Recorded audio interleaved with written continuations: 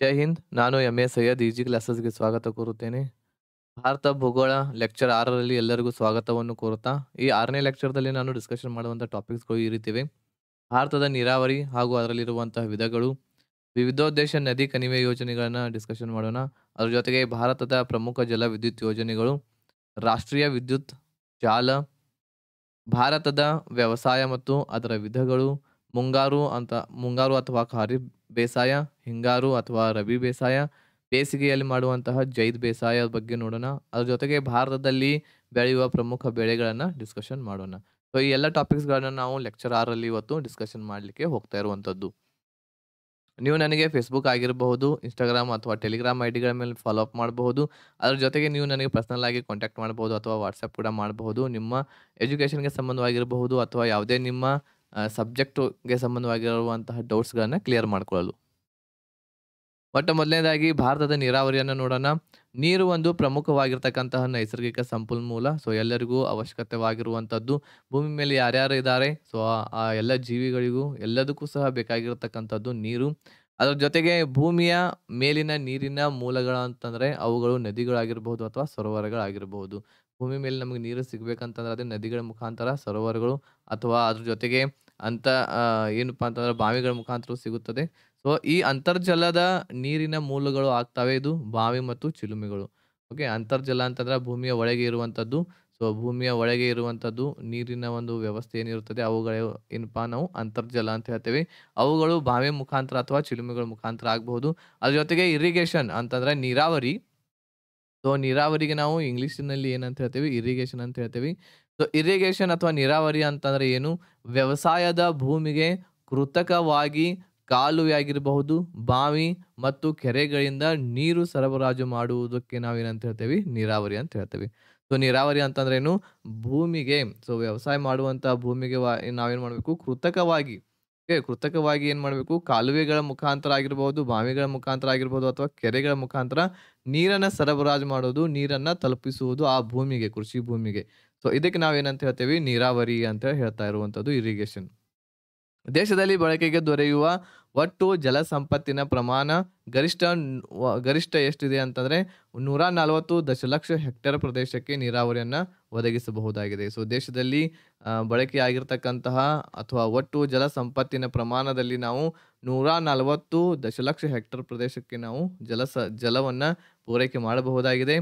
So ನದಿಗಳ ಜೋಡಣೆಗಳ ಮೂಲಕ ನೀರಿನ ಸಮಸ್ಯೆ ಹೋಗಲಾಡಿಸುವ ಬೃಹತ್ ಯೋಜನೆಗಳ ಸರ್ಕಾರ ವಿಚಾರ ಮಾಡಿದೆ. ಅಂತಂದ್ರೆ ನದಿಗಳನ್ನ ಜೋಡಣೆ ಮಾಡಿ ನಮ್ಮಲ್ಲಿರ್ತಕ್ಕಂತಹ ನೀರಿನ ಏನು ಸಮಸ್ಯೆಗಳಿದಾವೋ ಅವುಗಳನ್ನ ಹೋಗಲಾಡಿಸಲು ಸರ್ಕಾರ ವಿಚಾರವನ್ನು ನಡೆಸಿರ್ತಕ್ಕಂಥದ್ದು. ಅದ್ರ ಜೊತೆಗೆ ಭಾರತವು ಇಂದು ಪ್ರಪಂಚದಲ್ಲಿ ಅತಿ ಹೆಚ್ಚು ನೀರಾವರಿಯ ಕ್ಷೇತ್ರವನ್ನು ಹೊಂದಿರತಕ್ಕಂಥದ್ದು ನಮ್ಮ ಭಾರತ ದೇಶ.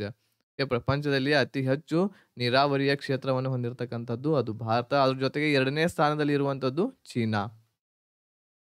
ನದಿಗಳ ಮೂಲಕ ಹರಿಯುವ ನೀರಿನ ಪ್ರಮಾಣ 1869 ಬಿಲಿಯನ್ ಘನ ಕಿಲೋಮೀಟರ್. ಇದರಲ್ಲಿ ಬಳಸಿಕೊಳ್ಳಬಹುದಾದಂತಹ ಪ್ರಮಾಣ ಎಷ್ಟು ಅಂತಂದ್ರೆ ಅದು 690 ಘನ ದಶಲಕ್ಷ ಕಿಲೋಮೀಟರ್ದಷ್ಟು ನಾವೇನ್ ಮಾಡ್ಕೋಬಹುದು, ಆ ನೀರನ್ನು ನಾವು ಬಳಸ್ಕೊಳ್ಬಹುದಾಗಿದೆ.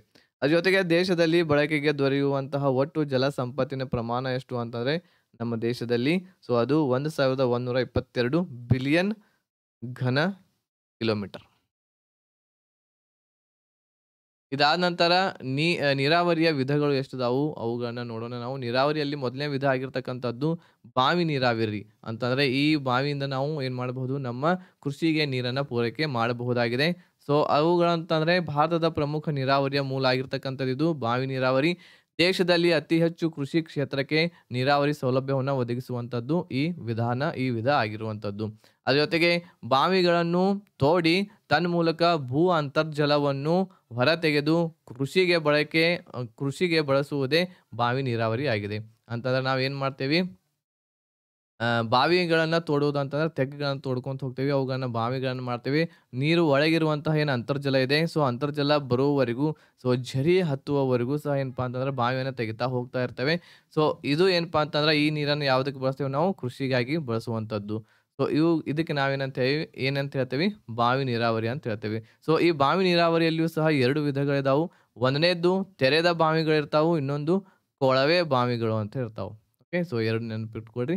ಇದಾದ ನಂತರ ಬಾವಿ ನೀರಾವರಿ ಕ್ಷೇತ್ರದ ಶೇಕಡಾ 67.5ರಷ್ಟು ಹಾಗೂ ದೇಶದ ಒಟ್ಟು ನೀರಾವರಿ ಕ್ಷೇತ್ರದ ಶೇಕಡಾ 45.83ರಷ್ಟು ಕೊಳವೆ ಬಾವಿ ನೀರಾವರಿ ಇದೆ. ಅಂತಂದ್ರೆ ಬಾವಿ ನೀರಾವರಿ ಈ ಒಂದು ನೀರಾವರಿಯಲ್ಲಿ ನಾವು ನೋಡಿದ್ವಿ ಅಂತಂದ್ರೆ, ಸೊ ನಮ್ಮ ಭಾರತ ದೇಶದಲ್ಲಿ 67.5ರಷ್ಟು ಶೇಕಡಾ ಏನಿದಾವು ಬಾವಿ ನೀರಾವರಿಯನ್ನು ಉಪಯೋಗಿಸ್ತಾರೆ. ಅದರ ಜೊತೆಗೆ ಕೊಳವೆ ಬಾವಿಗ ನೀರಾವರಿ ಅಂತ ಹೇಳಿ ನಾವು ಉಪಯೋಗ ಮಾಡುವಂಥದ್ದು ಒಂದು ಸ್ವಲ್ಪ ಕಡಿಮೆ 45.83ರಷ್ಟು 83. ಇದಾದ ನಂತರ ಕಾಲುವೆ ನೀರಾವರಿ ಅಂತ ಏನು ಇದಾವು. ಸೊ ಬಾವಿ ನೀರಾವರಿ ನಂತರ 2ನೇ ಸ್ಥಾನವನ್ನು ಪಡೆದಿರ್ತಕ್ಕಂಥದ್ದು ಇದು ಕಾಲುವೆ ನೀರಾವರಿ. ಸೊ ಮೊಟ್ಟ ಮೊದಲನೇದಾಗಿ ಹೆಚ್ಚು ಬಳಸುವಂಥದ್ದು ಬಾವಿ. ಸೊ ಇದಾದ ನಂತರ ನೀರಾವರಿಗೆ ಬಳಸುವಂಥದ್ದು ಸೋರ್ಸ್ ಯಾವುದು ಅಂತಂದ್ರೆ 2ನೇ ಸ್ಥಾನದಲ್ಲಿ ಇರುವಂಥದ್ದು ಕಾಲುವೆ ನೀರಾವರಿ. ಸೊ ಭಾರತದ 1,70,85,000 ಹೆಕ್ಟೇರ್ ಪ್ರದೇಶ ಕಾಲುವೆ ನೀರಾವರಿ ಕ್ಷೇತ್ರ ಹೊಂದಿರತಕ್ಕಂಥದ್ದು. ನಿವ್ವಳ ನೀರಾವರಿಯಲ್ಲಿ ಉತ್ತರ ಪ್ರದೇಶ ಪ್ರಥಮ ಸ್ಥಾನದಲ್ಲಿದೆ. ಅಂತಂದ್ರೆ ಈ ಒಂದು ನೀರಾವರಿಯಲ್ಲಿ ಮೊದಲ ಸ್ಥಾನ ಹೊಂದಿರತಕ್ಕಂಥದ್ದು ರಾಜ್ಯ ಅದು ಉತ್ತರ ಪ್ರದೇಶ. ಇದಾದ ನಂತರ ಪ್ರವಾಹ ಕಾಲುವೆಗಳು ಅಂತ ಇರ್ತಾವು. ಯಾವುದೇ ರೀತಿಯ ಅಣೆಕಟ್ಟುಗಳನ್ನು ಕಟ್ಟದೆ ನದಿಗಳಿಂದ ನೇರವಾಗಿ ಕಾಲುವೆಗಳನ್ನು ತೋಡಲಾಗುವುದು. ನದಿಗಳು ತುಂಬಿ ಹರಿಯುವಾಗ ಈ ಕಾಲುವೆಗಳ ಮೂಲಕ ನೀರು ಹರಿಯುತ್ತದೆ. ಸೊ ಪ್ರವಾಹ ಕಾಲುವೆ ಅಂತಂದ್ರೆ ಏನು? ಯಾವುದೇ ರೀತಿ ಇರ್ತಕ್ಕಂತಹ ಅಣೆಕಟ್ಟುಗಳಾಗಿರ್ಬೋದು ಏನೇ ಕಟ್ಟೋದಿಲ್ಲ. ಸೊ ಯಾವಾಗ ನದಿ ಇರುತ್ತದೆಯಲ್ಲ, ನದಿಯ ನೀರು ಪೂರ್ತಿ ಫುಲ್ ಆಯಿತು ಅಂತಂದರೆ, ಸೊ ಫುಲ್ ಆದ ತಕ್ಷಣ ಇಲ್ಲಿ ಒಂದು ಕಾಲುವೆ ಇರುತ್ತದೆ. ಸೊ ಈ ಕಾಲುವೆ ಮುಖಾಂತರ ನೀರು ಹರಿದು ಹೋಗುವಂಥದ್ದು. ಇವುಗಳಿಗೆ ಪ್ರವಾಹ ಕಾಲುವೆಗಳು ಅಂತ ಹೇಳ್ತೇವೆ. ಅದೇ ರೀತಿ ಸರ್ವಕಾಲಿಕ ಕಾಲುವೆಗಳು ಅಂತಂದರೆ ನದಿಗಳಿಗೆ ಅಣೆಕಟ್ಟುಗಳನ್ನು ಕಟ್ಟಿ ಜಲಾಶಯಗಳನ್ನು ನಿರ್ಮಿಸಿ ನೀರನ್ನು ಸಂಗ್ರಹಿಸಿ ಕೃಷಿ ಭೂಮಿಗೆ ನೀರನ್ನು ಒದಗಿಸಲು ತೋಡುವಂತಹ ಒಂದು ಕಾಲುವೆಗಳನ್ನು ನಾವು ಸರ್ವಕಾಲಿಕ ಕಾಲುವೆ ಅಂತ ಹೇಳ್ತೇವೆ. ಸೊ ಇವುಗಳನ್ನು ಏನು ಮಾಡಲಾಗ್ತಾ ಇದೆ? ಸೊ ಇಲ್ಲಿ ಚೆಕ್ ಡ್ಯಾಮ್ಸ್ಗಳನ್ನು ಈ ರೀತಿ ಅಣೆಕಟ್ಟುಗಳನ್ನು ಕಟ್ಟಲಾಗುತ್ತದೆ. ಅದೇ ರೀತಿ ಜಲಾಶಯಗಳನ್ನು ಕಟ್ಟಿ ಇವುಗಳ ಮುಖಾಂತರ ಏನಪ್ಪಾ ಅಂತಂದ್ರೆ, ಇಲ್ಲಿ ಈಗ ಬೇಸಿಗೆಗಾಲದಲ್ಲಿ ನೋಡ್ರಿ ನೀರು ಕಡಿಮೆ ಇರುತ್ತದೆ ನದಿಗಳಲ್ಲಿ. ಸೊ ಆ ಬೇಸಿಗೆಗಾಲದಲ್ಲಿ ಇಲ್ಲಿ ಅಣೆಕಟ್ಟನ್ನು ನಾವು ಕಟ್ಟಿದ್ವಿ ಅಂತಂದ್ರೆ, ಸೊ ಇಲ್ಲಿ ಏನು ಮಾಡ್ಬೋದು ನಾವು ಸ್ಟಾಕ್ ಆಗಿ ಈ ನೀರನ್ನು ಇಲ್ಲಿ ಮಾಡ್ಬೋದು. ಆಮೇಲೆ ಈ ಸ್ಟಾಕ್ ಆದ ತಕ್ಷಣ ನದಿ ಫುಲ್ ಆಗುತ್ತದೆ. ಫುಲ್ ಆದ ತಕ್ಷಣ ಏನಾಗುತ್ತದೆ, ಇಲ್ಲಿ ಏನು ನಾವು ಇವು ಕಾಲುವೆಗಳನ್ನು ಮಾಡಿರ್ತೇವೆ, ಈ ಕಾಲುವೆಗಳ ಮುಖಾಂತರ ಏನಾಗುತ್ತದೆ ನೀರು ಕೃಷಿ ಭೂಮಿಗಳತ್ತ ಸಾಗುವಂಥದ್ದು. ಸೊ ಇವುಗಳು ಏನಪ್ಪಾ ಅಂತಂದ್ರೆ ಸರ್ವಕಾಲಿಕ ಕಾಲುವೆಗಳು ಅಂತ ಹೇಳ್ತೇವೆ. ಓಕೆ. ಪ್ರವಾಹ ಕಾಲುವೆ ಅಂತಂದ್ರೆ ಇಲ್ಲಿ ಯಾವುದೇ ರೀತಿ ಇರ್ತಕ್ಕಂಥ ಅಣೆಕಟ್ಟುಗಳನ್ನು ಕಟ್ಟಿರೋದಿಲ್ಲ. ಆದರೆ ಸರ್ವಕಾಲಿಕದಲ್ಲಿ ಅಣೆಕಟ್ಟುಗಳನ್ನು ಕಟ್ಟಿ ಒಂದು ಪ್ಲಾನ್ಡ್ ಆಗಿ ಏನು ಮಾಡಲಾಗುತ್ತದೆ, ಕಾಲುವೆಗಳ ಮುಖಾಂತರ ನೀರನ್ನು ಹರಿಸಲಾಗುತ್ತದೆ. ಕಾಲುವೆ ನೀರಾವರಿ ಸಂಪನ್ಮೂಲಗಳು. ಈಗ ಕಾಲುವೆ ನೀರಿನಲ್ಲಿ ಅತಿ ಹೆಚ್ಚು ಫಸ್ಟ್ ಸ್ಥಾನದಲ್ಲಿರುವಂತಹ ರಾಜ್ಯ ಯಾವುದು ಅಂತಂದರೆ ಅದು ಉತ್ತರ ಪ್ರದೇಶ. ಇದಾದ ನಂತರ ಒಡಿಶಾ 2ನೇ ಸ್ಥಾನದಲ್ಲಿದೆ, ಮಹಾರಾಷ್ಟ್ರ 3ನೇ ಸ್ಥಾನದಲ್ಲಿದೆ. ಅದೇ ರೀತಿ 4ನೇ ಸ್ಥಾನದಲ್ಲಿರುವಂಥದ್ದು ಮಧ್ಯಪ್ರದೇಶ. ಅಂತಂದರೆ ಕಾಲುವೆ ಮುಖಾಂತರ ಕೃಷಿಗೆ ನೀರನ್ನು ಉಪಯೋಗಿಸುವಂತಹದ್ದು ಹೆಚ್ಚು ನೀರು ಉಪಯೋಗಿಸುವಂಥದ್ದು ಅದು ಯಾವ ರಾಜ್ಯ ಅಂತಂದರೆ ಉತ್ತರ ಪ್ರದೇಶ. ಈಗ ಕೆರೆ ನೀರಾವರಿಯನ್ನು ನಾವು ನೋಡೋಣ. ಪುರಾತನ ಕಾಲದಿಂದಲೂ ರೂಢಿಯಲ್ಲಿರ್ತಕ್ಕಂಥದ್ದು ಇದು ಕೆರೆ ನೀರಾವರಿ. ಇಲ್ಲಿ ಝರಿ, ತೊರೆ, ಹಳ್ಳಗಳು ಹರಿಯುವ ಇಳಿಜಾರಿಗೆ ಅಡ್ಡಲಾಗಿ ಒಡ್ಡುಗಳನ್ನು ನಿರ್ಮಿಸಿ ನೀರನ್ನು ಸಂಗ್ರಹಿಸುವುದೇ ಕೆರೆ ನೀರಾವರಿ ಆಗಿದೆ. ಸೊ ಎಲ್ಲೇ ಒಂದು ಝರಿ ಇತ್ತು ಅಥವಾ ಹಳ್ಳ ಇತ್ತು, ಸೊ ಈ ರೀತಿ ಹಳ್ಳ ಇದೆ ಅಂತ ತಿಳ್ಕೊಳ್ರಿ, ಅಥವಾ ಇಲ್ಲಿ ಯಾವುದೋ ಒಂದು ಝರಿ ಬರ್ತಾ ಇದೆ ಅಂತ ತಿಳ್ಕೊಳ್ರಿ. ಸೊ ಇವುಗಳಿಗೆ ಏನಪ್ಪಾ ಅಂತಂದ್ರೆ ಅಡ್ಡಲಾಗಿ ಒಂದು ಒಡ್ಡನ್ನು ಕಟ್ಟಲಾಗುತ್ತದೆ. ಸೊ ಈ ರೀತಿ ನೀರು ಹರಿಯಾಕತ್ತಿತ್ತು ಅಂತಂದ್ರೆ ಇಲ್ಲಿ ಏನು ಮಾಡಲಾಗ್ತಾ ಇದೆ, ಸೊ ಈ ರೀತಿ ಒಡ್ಡುಗಳನ್ನು ಕಟ್ತಾರೆ, ಈ ಝರಿಗಳು ಎಲ್ಲವುಗಳು ಬರುವ ಹಾಗೆ. ಸೊ ಇಲ್ಲಿ ಏನಾಗುತ್ತದೆ, ನೀರು ಸಂಗ್ರಹವಾಗುತ್ತದೆ. ಸೊ ಇದೇನಪ್ಪಾ ಅಂತಂದ್ರೆ ಒಂದು ಕೆರೆ ಆಗುತ್ತದೆ. ಓಕೆ. ಸೊ ಈ ರೀತಿ ಏನಪ್ಪಾ ಅಂತಂದ್ರೆ ನೀರನ್ನು ಸಂಗ್ರಹಿಸುವುದು, ಈ ರೀತಿ ಇರುವಂಥ ನೀರನ್ನು ಸಂಗ್ರಹಿಸುವುದಕ್ಕೆ ನಾವೇನಂತ ಹೇಳ್ತೇವೆ, ಕೆರೆ ನೀರಾವರಿ ಅಂತ ಹೇಳ್ತೇವೆ. ಓಕೆ. ಈಗ ಬಹಳಷ್ಟು ಕಡೆ ಮತ್ತೊಂದು ಏನಪ್ಪಾ ಅಂತಂದ್ರೆ ಏನು ಕಾಲುವೆಗಳು ಹೋಗ್ತಿರ್ತಾವೆ. ಸೊ ಈ ಕಾಲುವೆಗಳ ಮುಖಾಂತರನೂ ಸಹ ಏನಪ್ಪಾ ಅಂತಂದ್ರೆ ಕೆರೆಗಳನ್ನು ನಿರ್ಮಾಣ ಮಾಡ್ತಾ ಇದ್ದಾರೆ.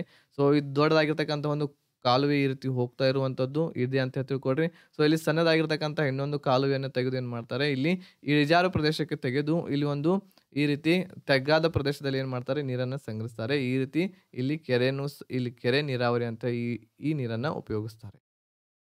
ತಮಿಳುನಾಡು, ಆಂಧ್ರ ಪ್ರದೇಶ್, ಕರ್ನಾಟಕ, ಒಡಿಶಾದಲ್ಲಿ ಹೆಚ್ಚಾಗಿ ಕಂಡು ಬರುವಂಥದ್ದು ಕೆರೆ ನೀರಾವರಿ. ಸೊ ಕೆರೆ ನೀರಾವರಿಯಲ್ಲಿ ಪ್ರಥಮ ಸ್ಥಾನದಲ್ಲಿ ಇರತಕ್ಕಂಥದ್ದು ರಾಜ್ಯ ಅದು ತಮಿಳುನಾಡು, ನೆನಪಿಟ್ಕೊಳ್ಳಿ. ಅದ್ರ ಜೊತೆಗೆ ತಮಿಳುನಾಡು ಚಂಗಲ್ಪೇಟೆ ಕೆರೆ ಅತ್ಯಂತ ಹಳೆಯ ಮತ್ತು ಇಂದಿಗೂ ನೀರಾವರಿ ಒದಗಿಸುವಂತಹ ಕೆರೆಯಾಗಿದೆ. ಸೊ ತಮಿಳುನಾಡಿನಲ್ಲಿರುವಂತಹ ಚೆಂಗಲ್ಪೇಟೆ ಅಂತ ಹೇಳಿ ಒಂದು ಕೆರೆ ಇದೆ. ಸೊ ಇದು ಅತ್ಯಂತ ಹಳೆಯದಾಗಿರ್ತಕ್ಕಂಥದ್ದು ಒಂದು ಕೆರೆ. ಇದು ಇದು ಇನ್ನುವರೆಗೂ ಸಹ ನೀರಾವರಿಯನ್ನ ಒದಗಿಸ್ತಾ ಇರುವಂತದ್ದು ಈ ಕೆರೆಯಾಗಿದೆ. ಮುಂದಿನದಾಗಿ ಕೆರೆ ನೀರಾವರಿ ಸಂಪನ್ಮೂಲವನ್ನು ನೋಡೋಣ. ಸೊ ಕೆರೆ ನೀರಾವರಿ ಸಂಪನ್ಮೂಲದಲ್ಲಿ ಅತಿ ಹೆಚ್ಚಾಗಿ ಸಂಪನ್ಮೂಲ ಹೊಂದಿರತಕ್ಕಂಥದ್ದು ತೆಲಂಗಾಣ ಇದೆ. ತೆಲಂಗಾಣ ಪ್ರಥಮ ಸ್ಥಾನದಲ್ಲಿರ್ತಕ್ಕಂಥದ್ದು. ಅದ್ರ ಜೊತೆಗೆ ಕರ್ನಾಟಕ ಇದೆ. ಕರ್ನಾಟಕ 2ನೇ ಸ್ಥಾನದಲ್ಲಿ, 3ನೇ ಸ್ಥಾನದಲ್ಲಿ ಆಂಧ್ರ ಪ್ರದೇಶ್, ಸೊ 4ನೇ ಸ್ಥಾನದಲ್ಲಿ Paschima Bangala. So sorry for that. So ನಾನು ನಿಮ್ಗೆ ತಮಿಳುನಾಡು 1ನೇ ಸ್ಥಾನದಲ್ಲಿದೆ ಅಂತ ಹೇಳಿದೆ ಕೆರೆ ನೀರಾವರಿ. ಸೊ ಕೆರೆ ನೀರಾವರಿ 1ನೇ ಸ್ಥಾನದಲ್ಲಿಲ್ಲ. ಸೊ ಈ ತಮಿಳುನಾಡು, ಆಂಧ್ರ ಪ್ರದೇಶ್, ಕರ್ನಾಟಕ, ಒಡಿಶಾ ಇವು ಎಲ್ಲವುಗಳಲ್ಲಿ ಸಹ ಕಂಡು ಬರುವಂತದ್ದು ಕೆರೆ ನೀರಾವರಿ. ಆದ್ರೆ ಕೆರೆ ನೀರಾವರಿ ಅತಿ ಹೆಚ್ಚು ಉಪಯೋಗ ಮಾಡುವಂತಹದ್ದು ರಾಜ್ಯ ಅದು ತೆಲಂಗಾಣ. 2ನೇ ಸ್ಥಾನದಲ್ಲಿ ಕರ್ನಾಟಕ ಇದೆ, 3ನೇ ಸ್ಥಾನದಲ್ಲಿ ಆಂಧ್ರ ಪ್ರದೇಶ್, 4ನೇ ಸ್ಥಾನದಲ್ಲಿ ಪಶ್ಚಿಮ ಬಂಗಾಳ. ಈಗ ನೆಕ್ಸ್ಟ್ ನಾವು ನೋಡಬೇಕಾಗಿರ್ತಕ್ಕಂಥದ್ದು ವಿವಿಧೋದ್ದೇಶ ನದಿ ಕಣಿವೆ ಯೋಜನೆಗಳನ್ನ ನೋಡೋಣ. ಸೊ ಇವುಗಳ ಉದ್ದೇಶ ಏನು? ವಿವಿಧೋದ್ದೇಶ ನದಿ ಕಣಿವೆಗಳನ್ನ ಮಾಡಲಿಕ್ಕೆ ಉದ್ದೇಶ ಏನಿತ್ತು? ಇದನ್ನ ಮಾಡಲಿಕ್ಕೆ ಏಕೆ ಅವಶ್ಯಕವಾಯಿತು ಅನ್ನೋದು ನೋಡೋಣ. ಸೊ ಮೊದಲನೇದಾಗಿ ನೀರಾವರಿ ಸೌಲಭ್ಯ ಒದಗಿಸುವುದು. ಸೊ ಎಲ್ಲದಕ್ಕೂ ಸಹ ನೀರಾವರಿ ಸೌಲಭ್ಯ ಒದಗಿಸುವ ಒಂದು ಉದ್ದೇಶದಿಂದ ವಿವಿಧೋದ್ದೇಶ ನದಿ ಕಣಿವೆಗಳನ್ನ ಮಾಡಲಾಯಿತು. ಈ ಯೋಜನೆಗಳನ್ನ ಮಾಡಲಾಯಿತು. ಅದರ ಜೊತೆಗೆ ಜಲ ವಿದ್ಯುತ್ ಉತ್ಪಾದನೆ ಮಾಡುವುದು. ನೀರಿನಿಂದ ವಿದ್ಯುತ್ತನ್ನು ಉತ್ಪಾದಿಸುವುದರ ಸಲುವಾಗಿಯೂ ಸಹ ವಿವಿಧೋದ್ದೇಶ ನದಿ ಕಣಿವೆ ಯೋಜನೆಗಳನ್ನ ಮಾಡಲಾಯಿತು. ಅದರ ಜೊತೆಗೆ ನದಿಗಳ ಪ್ರವಾಹ ನಿಯಂತ್ರಣವನ್ನ ಮಾಡಲು. ಸೊ ನದಿಗಳು ನೋಡ್ರಿ, ಪ್ರವಾಹ ನದಿಗಳಲ್ಲಿ ಬಂತು ಅಂತಂದ್ರೆ ಬಹಳಷ್ಟು ಏನಾಗುತ್ತದೆ? ಹಾನಿ ಆಗುತ್ತದೆ. ಆ ಅಕ್ಕಪಕ್ಕದಲ್ಲಿರುವಂತಹ ಕೃಷಿ ಭೂಮಿಗೂ ಹಾನಿಯಾಗುತ್ತದೆ. ಅಕ್ಕಪಕ್ಕದಲ್ಲಿರುವಂತಹ ಮನೆಗಳಿಗೆ ಹಾನಿ ಆಗುತ್ತದೆ. ಜೀವಕ್ಕೂ ಕೂಡ ಏನಪ್ಪಾ ಅಂತಂದ್ರೆ ಹಾನಿ ಆಗುತ್ತದೆ ಈ ನದಿಗಳ ಪ್ರವಾಹದಿಂದ. ಇವುಗಳನ್ನ ತಡೆಗಟ್ಟುವುದರ ಸಲುವಾಗಿ ವಿವಿಧೋದ್ದೇಶ ನದಿ ಕಣಿವೆಗಳನ್ನ ಯೋಜನೆಗಳನ್ನ ತರಲಾಗಿದೆ. ಅದಾದ ನಂತರ ನೌಕಾಯಾನದ ಸೌಲಭ್ಯ. ಸೊ ನೌಕಾಯಾನದ ಸೌಲಭ್ಯನು ಪಡ್ಕೊಳ್ಳುವುದು ಒಂದು ಉದ್ದೇಶದಿಂದ ವಿವಿಧೋದ್ದೇಶ ನದಿ ಕಣಿವೆ ಯೋಜನೆಗಳನ್ನ ಮಾಡಲಾಗಿದೆ. ನೌಕಾಯಾನ ಅಂತಂದ್ರೆ ಹಡಗಿನಲ್ಲಿ ಕುಂತು ಹೋಗುವುದು. ಇದಾದ ನಂತರ ಗೃಹ ಬಳಕೆ ಮತ್ತು ಕೈಗಾರಿಕೆಗಳಿಗೆ ನೀರನ್ನು ಒದಗಿಸುವುದು. ಇದು ಒಂದು ಏನಪ್ಪಾ ಅಂತಂದ್ರೆ ಉದ್ದೇಶವಾಗಿದೆ. ಗೃಹ ಬಳಕೆಗಾಗಿ ಆಗಿರ್ಬೋದು ಅಥವಾ ಕೈಗಾರಿಕೆಗಳಿಗೆ ನೀರು ಬಹಳಷ್ಟು ಬೇಕಾಗಿರೋ ಕಾರಣದಿಂದ ಈ ವಿವಿಧೋದ್ದೇಶ ಯೋಜನೆಗಳನ್ನ ತರಲಾಗಿದೆ. ಮಣ್ಣಿನ ಸವಕಳಿಯನ್ನ ತಡೆಗಟ್ಟಲು. ಸೊ ನೋಡ್ರಿ, ವಿವಿಧೋದ್ದೇಶ ಕಣಿವೆ ಈ ಯೋಜನೆಗಳನ್ನ ಮಾಡಿದ್ರು ಅಂತಂದ್ರೆ ಈ ಕಣಿವೆ ಯೋಜನೆ ಅಂತಂದ್ರೆ ಏನು? ಡ್ಯಾಮ್ಸ್‌ಗಳನ್ನ ಕಟ್ಟುವುದು. ಓಕೆ. ಸೊ ಡ್ಯಾಮ್ಸ್‌ಗಳನ್ನ ಕಟ್ಟೋದ್ರಿಂದ ಏನಾಗ್ತದೆ ಹೇಳ್ರಿ? ಮಣ್ಣಿನ ಸವಕಳಿಯನ್ನ ತಡೆಗಟ್ಟಬಹುದು. ಹೌದಾ? ಒಂದು ಕಡೆಯಿಂದ ಇನ್ನೊಂದು ಕಡೆಗೆ ಮಣ್ಣಿನ ಭೂಮಿಯ ಮೇಲೆ ಇರುವಂತಹ ಮಣ್ಣಿನ ಪದರು ಸ್ಥಳಾಂತರವಾಗುವುದಕ್ಕೆ ನಾವು ಸವಕಳಿ ಅಂತ ಹೇಳ್ತಾ ಇರುವಂತದ್ದು ಮಣ್ಣಿನ ಸವಕಳಿ. ಸೊ ಅದನ್ನು ತಡೆಗಟ್ಟಲು ಸಹ ಇದು ಉಪಯುಕ್ತವಾಗಿರುವಂತದ್ದು. ಮೀನುಗಾರಿಕೆಗೆ ಅಭಿವೃದ್ಧಿ ಮಾಡುವುದರ ಸಲುವಾಗಿಯೂ ಸಹ, ಅದ್ರ ಜೊತೆಗೆ ಅರಣ್ಯ ಸಂಪತ್ತು ವೃದ್ಧಿ ಮಾಡುವುದರ ಸಲುವಾಗಿಯೂ ಸಹ ಇವುಗಳು ಉಪಯುಕ್ತವಾಗಿರುವಂತದ್ದು. ಸೊ ಈ ಎಲ್ಲ ಉದ್ದೇಶಗಳನ್ನ ಇಟ್ಕೊಂಡು ಏನ್ ಮಾಡಲಾಗಿದೆ? ವಿವಿಧೋದ್ದೇಶ ಯೋಜನೆಗಳನ್ನ ತರಲಾಗಿದೆ ನಮ್ಮ ಭಾರತ ದೇಶದಲ್ಲಿ. ಸೊ ಅದರಲ್ಲಿ ಒಂದನೇದು ಯಾವುದಿದೆ ಅಂತಂದ್ರೆ ದಾಮೋದರ್ ನದಿ ಕಣಿವೆ ಯೋಜನೆಯನ್ನ ತರಲಾಗಿದೆ. ಇದು 1948ರಲ್ಲಿ ಬಂತು. ಸೊ ಸ್ವತಂತ್ರ ಭಾರತದ ಮೊದಲನೇ ಯೋಜನೆ ಯಾವುದಪ್ಪಾ ಅಂತಂದ್ರೆ ಎಕ್ಸಾಮ್‌ದಲ್ಲಿ ಕೇಳಿದ್ರೆ ಅದು ದಾಮೋದರ್ ನದಿ ಕಣಿವೆ ಯೋಜನೆ. ಪ್ರವಾಹ ನಿಯಂತ್ರಿಸಲು ಈ ಯೋಜನೆಯನ್ನ ರೂಪಿಸಲಾಯಿತು. ಸೊ ಬಹಳಷ್ಟು ಪ್ರವಾಹ ಬರುವ ಕಾರಣದಿಂದ ಸೊ ಈ ನದಿಗೆ ಏನ್ ಮಾಡಲಾಗಿದೆ? ಈ ಯೋಜನೆಯನ್ನ ತಂದು ಬಹಳಷ್ಟು ಡ್ಯಾಮ್ಸ್‌ಗಳನ್ನ ಕಟ್ಟಲಾಗಿದೆ. ಸೊ ಆ ಡ್ಯಾಮ್ಸ್‌ಗಳನ್ನ ಕಟ್ಟೋದ್ರ ಮುಖಾಂತರ ಏನಾಗುತ್ತದೆ? ನೀರು ಹರಿಯೋದನ್ನ ಪೂರ್ತಿ ಫಾಸ್ಟ್ ಆಗಿ ಹರಿಯೋದನ್ನ ನಾವೇನ್ ಮಾಡ್ಬಹುದು? ತಡೆಗಟ್ಟಬಹುದಾಗಿದೆ. ಸೊ ಆ ಒಂದು ಉದ್ದೇಶದಿಂದ ದಾಮೋದರ್ ನದಿ ಕಣಿವೆ ಯೋಜನೆಯನ್ನ ಜಾರಿಗೆ ತರಲಾಯಿತು. ಜಾರ್ಖಂಡ್ ಮತ್ತು ಪಶ್ಚಿಮ ಬಂಗಾಳ ರಾಜ್ಯಗಳ ಸಂಯುಕ್ತ ಯೋಜನೆ ಇದು. ಸೊ ಒಂದೇ ರಾಜ್ಯ ಕೂಡಿ ಮಾಡಿಲ್ಲ ಇದು ದಾಮೋದರ್ ನದಿ ಕಣಿವೆ ಯೋಜನೆ. ಸೊ ಇದು ಜಾರ್ಖಂಡ್ ರಾಜ್ಯ ಆಗಿರಬಹುದು, ಅದ್ರ ಜೊತೆಗೆ ಪಶ್ಚಿಮ ಬಂಗಾಳ. ಸೊ 2 ರಾಜ್ಯಗಳ ಸಂಯುಕ್ತ ಅಂತ 2 ರಾಜ್ಯಗಳು ಕೂಡಿ ಈ ನದಿ ಕಣಿವೆ ಯೋಜನೆಯನ್ನ ಮಾಡಲಾಗಿದೆ. ದಾಮೋದರ್ ನದಿಯನ್ನು ಪಶ್ಚಿಮ ಬಂಗಾಳದ ಕಣ್ಣೀರಿನ ನದಿ ಅಂತ ಹೇಳಿ ಹೇಳ್ತೇವೆ. ಓಕೆ. ಸೊ ದಾಮೋದರ್ ನದಿ ಈ ದಾಮೋದರ್ ನದಿಗೆ ಏನಪ್ಪಾ ಅಂತಂದ್ರೆ ಬಹಳಷ್ಟು ಡ್ಯಾಮ್ಸ್‌ಗಳನ್ನ ಕಟ್ಟಲಾಗಿದೆ. ಸೊ ಈ ಒಂದು ಆಮ್ ಪ್ರವಾಹವನ್ನು ನಿಯಂತ್ರಣ ಮಾಡುವುದರ ಸಲುವಾಗಿ. ಸೊ ಮತ್ತೊಂದು ವಿಷಯ ಏನಪ್ಪಾ ಅಂತಂದ್ರೆ ಪಶ್ಚಿಮ ಬಂಗಾಳದ ಇದು ಕಣ್ಣೀರಿನ ನದಿ ಅಂತ ಕರಿತೀವಿ. ಕಣ್ಣೀರಿನ ನದಿ ಅಂತಂದ್ರೆ ಏನು? ಸೊ ಬಹಳಷ್ಟು ಪ್ರವಾಹವನ್ನು ತಂದು ಪಶ್ಚಿಮ ಬಂಗಾಳದಲ್ಲಿ ಇದು ಏನಪ್ಪಾ ಅಂತಂದ್ರೆ ಬಹಳಷ್ಟು ಹಾನಿಯನ್ನು ಉಂಟು ಮಾಡುತ್ತದೆ. ಕೃಷಿ ಭೂಮಿಗೆ ಆಗಿರಬಹುದು, ಅಲ್ಲಿರ್ತಕ್ಕಂತಹ ಜನರಿಗೆ ಆಗಿರಬಹುದು, ಬಹಳಷ್ಟು ಪ್ರವಾಹವನ್ನು ತಂದು ಅಲ್ಲಿ ಹಾನಿಯನ್ನು ಉಂಟು ಮಾಡುವುದರ ಸಲುವಾಗಿ ಈ ದಾಮೋದರ್ ನದಿಯನ್ನು ಪಶ್ಚಿಮ ಬಂಗಾಳದ ಕಣ್ಣೀರಿನ ನದಿ ಅಂತೇಳಿ ಹೇಳ್ತೇವೆ ನಾವು. 2495 ಕಿಲೋಮೀಟರ್ ಉದ್ದದ ಕಾಲುವೆಗಳ ಜಾಲ ಇದು ಹೊಂದಿದೆ. ಸೊ ನೋಡ್ರಿ, ಎಷ್ಟು ಕಾಲುವೆಗಳನ್ನ ಇಲ್ಲಿ ಮಾಡಲಾಗಿದೆ ಅಂತಂದ್ರೆ 2495 ಕಿಲೋಮೀಟರ್ ಮಾಡಲಾಗಿದೆ. ಅದ್ರ ಜೊತೆಗೆ 4.5 ಲಕ್ಷ ಹೆಕ್ಟೇರ್ ಭೂಮಿಗೆ ಇದು ನೀರನ್ನ ಒದಗಿಸ್ತಾ ಇದೆ. ಅದರ ಜೊತೆಗೆ ತಿಲೈಯ, ಮೈಥಾನ್, ಆಮೇಲೆ ಕೋನಾರ್ ಮತ್ತು ಪಂಚೇಟ್ ಹಿಲ್‌ಗಳಲ್ಲಿ ದಾಮೋದರ್ ಹಾಗೂ ಅದರ ಉಪನದಿಗಳಿಗೆ ಅಣೆಕಟ್ಟುಗಳನ್ನು ಸಹ ನಿರ್ಮಿಸಲಾಗಿದೆ. ಓಕೆ, ಕಾಲುವೆಗಳನ್ನ ಮಾಡೋದರಿಂದ ಏನಾಗ್ತೈತೆ ಹೇಳ್ರಿ? ಕಾಲುವೆಗಳನ್ನ ಮಾಡೋದರಿಂದ ಈಗ ಏನ್ ನದಿಯಲ್ಲಿರುವಂತಹ ಬಹಳಷ್ಟು ನೀರಿರುತ್ತದೆಯಲ್ಲ, ಅದನ್ನ ಏನ್ ಮಾಡ್ಬೋದು? ಸಪರೇಟ್ ಮಾಡ್ಬೋದು. ಬೇರೆ ಕಡೆ ಹರಡಿಸಬಹುದು. ಓಕೆ. ಈ ರೀತಿ ಕಾಲುವೆಗಳನ್ನ ಮಾಡಿ ಬೇರೆ ಕಡೆ ಹರಡಿಸಬಹುದು. ಸೊ, ಒಂದೇ ಕಡೆ ನೀರು ಹೋಯ್ತು ಅಂತಂದ್ರೆ ಪ್ರವಾಹ ಉಂಟಾಗುವಂತ ಚಾನ್ಸಸ್ ಇರುತ್ತದೆ. ಸೊ, ಆದ್ದರಿಂದ ಈ ಕಾಲುವೆಗಳನ್ನ ಮಾಡೋದರಿಂದ ಈ ನದಿಯಲ್ಲಿರ್ತಕ್ಕಂತಹ ನೀರನ್ನು ನಾವು ಬೇರೆ ಬೇರೆ ದಿಶೆಯಲ್ಲಿ ತೆಗೆದುಕೊಂಡು ಹೋಗಿ ಆ ಒಂದು ಪ್ರವಾಹವನ್ನ ತಡೆಗಟ್ಟಬಹುದಾಗಿದೆ. ಸೊ, ಆದ್ದರಿಂದ ಈ ಪಶ್ಚಿಮ ಬಂಗಾಳ ದಲ್ಲಿ ಆಗಿರ್ಬೋದು, ಆಮೇಲೆ ಜಾರ್ಖಂಡ್‌ದಲ್ಲಿ ಆಗಿರಬಹುದು.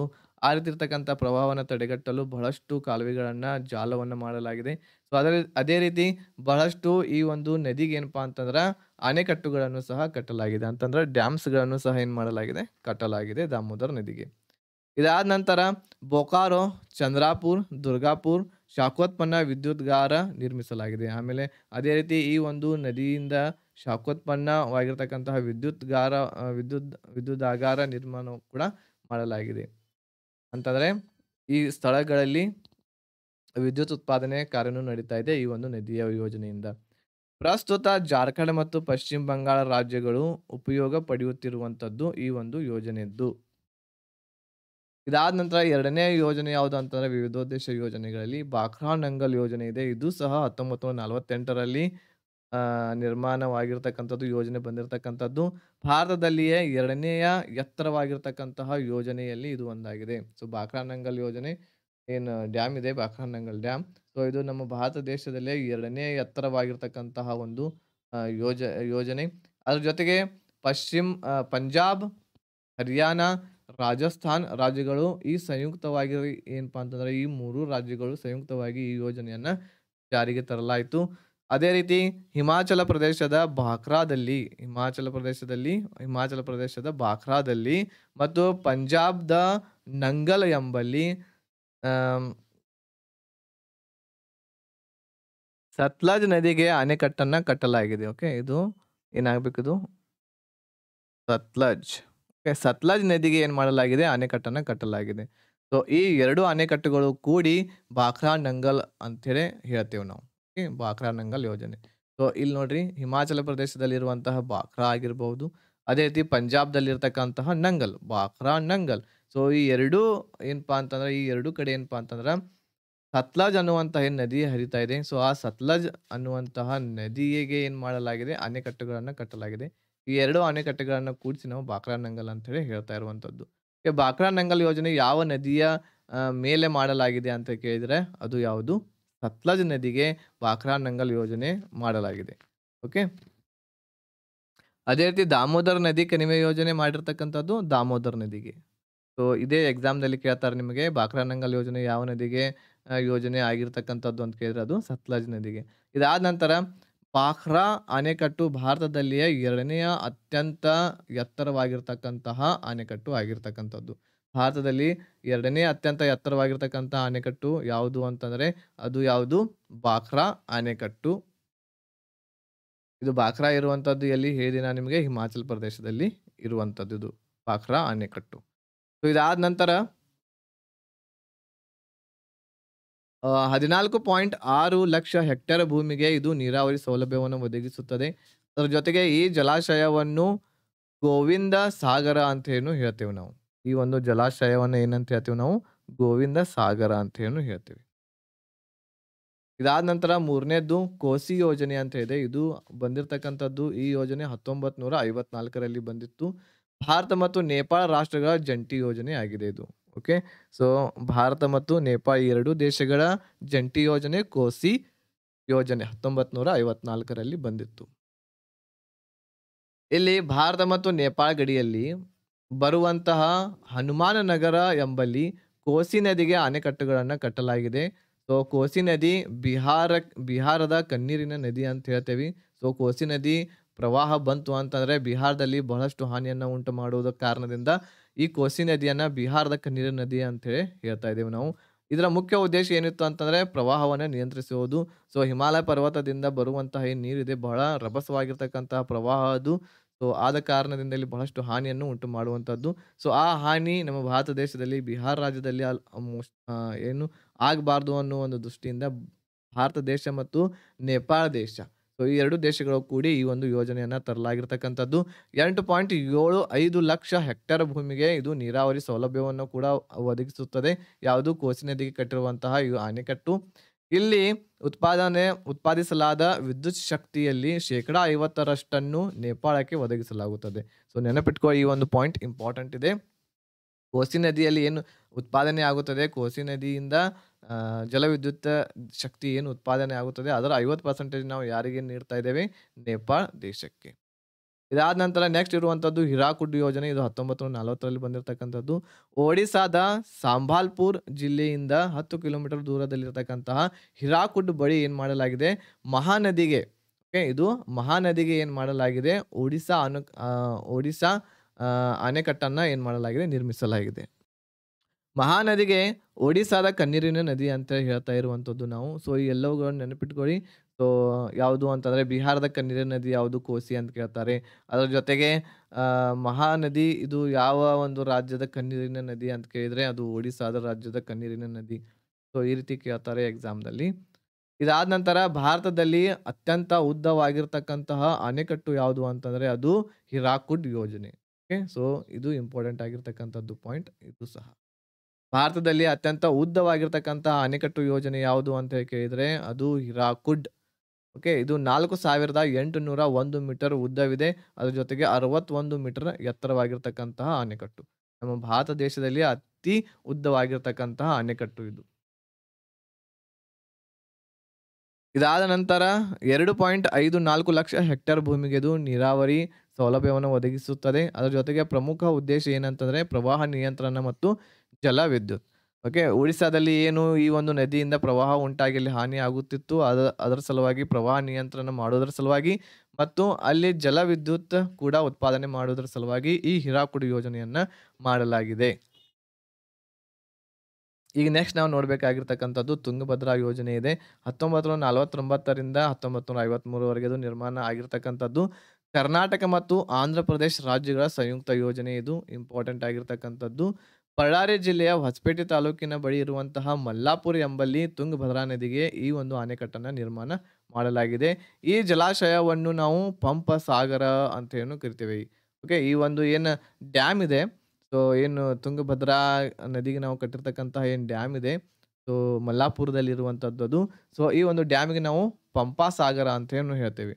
ಸೊ ಅದೇ ರೀತಿ ಇನ್ನೊಂದು ಹೆಸರು ಇಲ್ಲಿ ಬಂದಿತ್ತು ನೋಡ್ರಿ. ಇಲ್ಲಿ ಯಾವುದು ಅಂತಂದ್ರೆ ಇಲ್ಲಿದೆ ನೋಡ್ರಿ, ಬಾಕ್ರಾನಂಗಲ್. ಈ ಒಂದು ಏನು ಡ್ಯಾಮ್ ಕಟ್ಟಲಾಗಿದೆಯಲ್ಲ ಸತ್ಲಜ್ ನದಿಗೆ, ಇದಕ್ಕೂ ಸಹ ನಾವು ಈ ಬಾಕ್ರಾನಂಗಲ್ ಡ್ಯಾಮ್ಗೆ ಗೋವಿಂದ ಸಾಗರ ಅಂತ ಏನು ಹೇಳ್ತಾ ಇರುವಂಥದ್ದು. ಅದೇ ರೀತಿ ಇಲ್ಲಿ ತುಂಗಭದ್ರಾ ನದಿಗೆ ಏನು ಕಟ್ಟಲಾಗಿದೆ ಈ ಒಂದು ಡ್ಯಾಮನ್ನು ಬಳ್ಳಾರಿ ಜಿಲ್ಲೆಯಲ್ಲಿದೆ ಇದು. ಸೊ ಇದಕ್ಕೆ ನಾವು ಪಂಪ ಸಾಗರ ಅಂತ ಏನು ಹೇಳ್ತೇವೆ. ಇದರ ಉದ್ದೇಶ ಏನಿತ್ತು? ನೀರಾವರಿ ಇತ್ತು, ಅದರ ಜೊತೆಗೆ ಜಲವಿದ್ಯುತ್ ಉತ್ಪಾದನೆಯನ್ನ ಮಾಡೋದು. ಇಲ್ಲಿ ಪ್ರವಾಹ ಅದು ತುಂಗಭದ್ರಾ ನದಿಯಿಂದ ಯಾವುದೇ ಪ್ರವಾಹ ಬರುವುದಿಲ್ಲ ಆಲ್ಮೋಸ್ಟ್ ಇಲ್ಲಿವರೆಗೆ. ಸೊ ಅದಕ್ಕೆ ಈ ಒಂದು ಮುಖ್ಯವಾಗಿರ್ತಕ್ಕಂಥ ಉದ್ದೇಶ ಏನಿತ್ತು ತುಂಗಭದ್ರಾ ಯೋಜನೆ ಮಾಡುವುದು ಅಂತಂದ್ರೆ ನೀರಾವರಿ ಆಗಬೇಕು ಅಂತಂದ್ರೆ ಕೃಷಿ ಭೂಮಿಗೆ ನೀರನ್ನು ಒದಗಿಸುವುದು ಬಹಳಷ್ಟು, ಅದ್ರ ಜೊತೆಗೆ ಜಲವಿದ್ಯುತ್ವನ್ನ ಉತ್ಪಾದನೆ ಮಾಡುವುದು. ಆಂಧ್ರ ಪ್ರದೇಶ ಮತ್ತು ಕರ್ನಾಟಕ 5.5 ಲಕ್ಷ ಹೆಕ್ಟೇರ್ ಭೂಮಿಗೆ ನೀರನ್ನು ಒದಗಿಸುವಂಥದ್ದು ಇದು ತುಂಗಭದ್ರಾ ಯೋಜನೆ. ಇದಾದ ನಂತರ ನಾಗಾರ್ಜುನ ಸಾಗರ ಯೋಜನೆ ಇದೆ.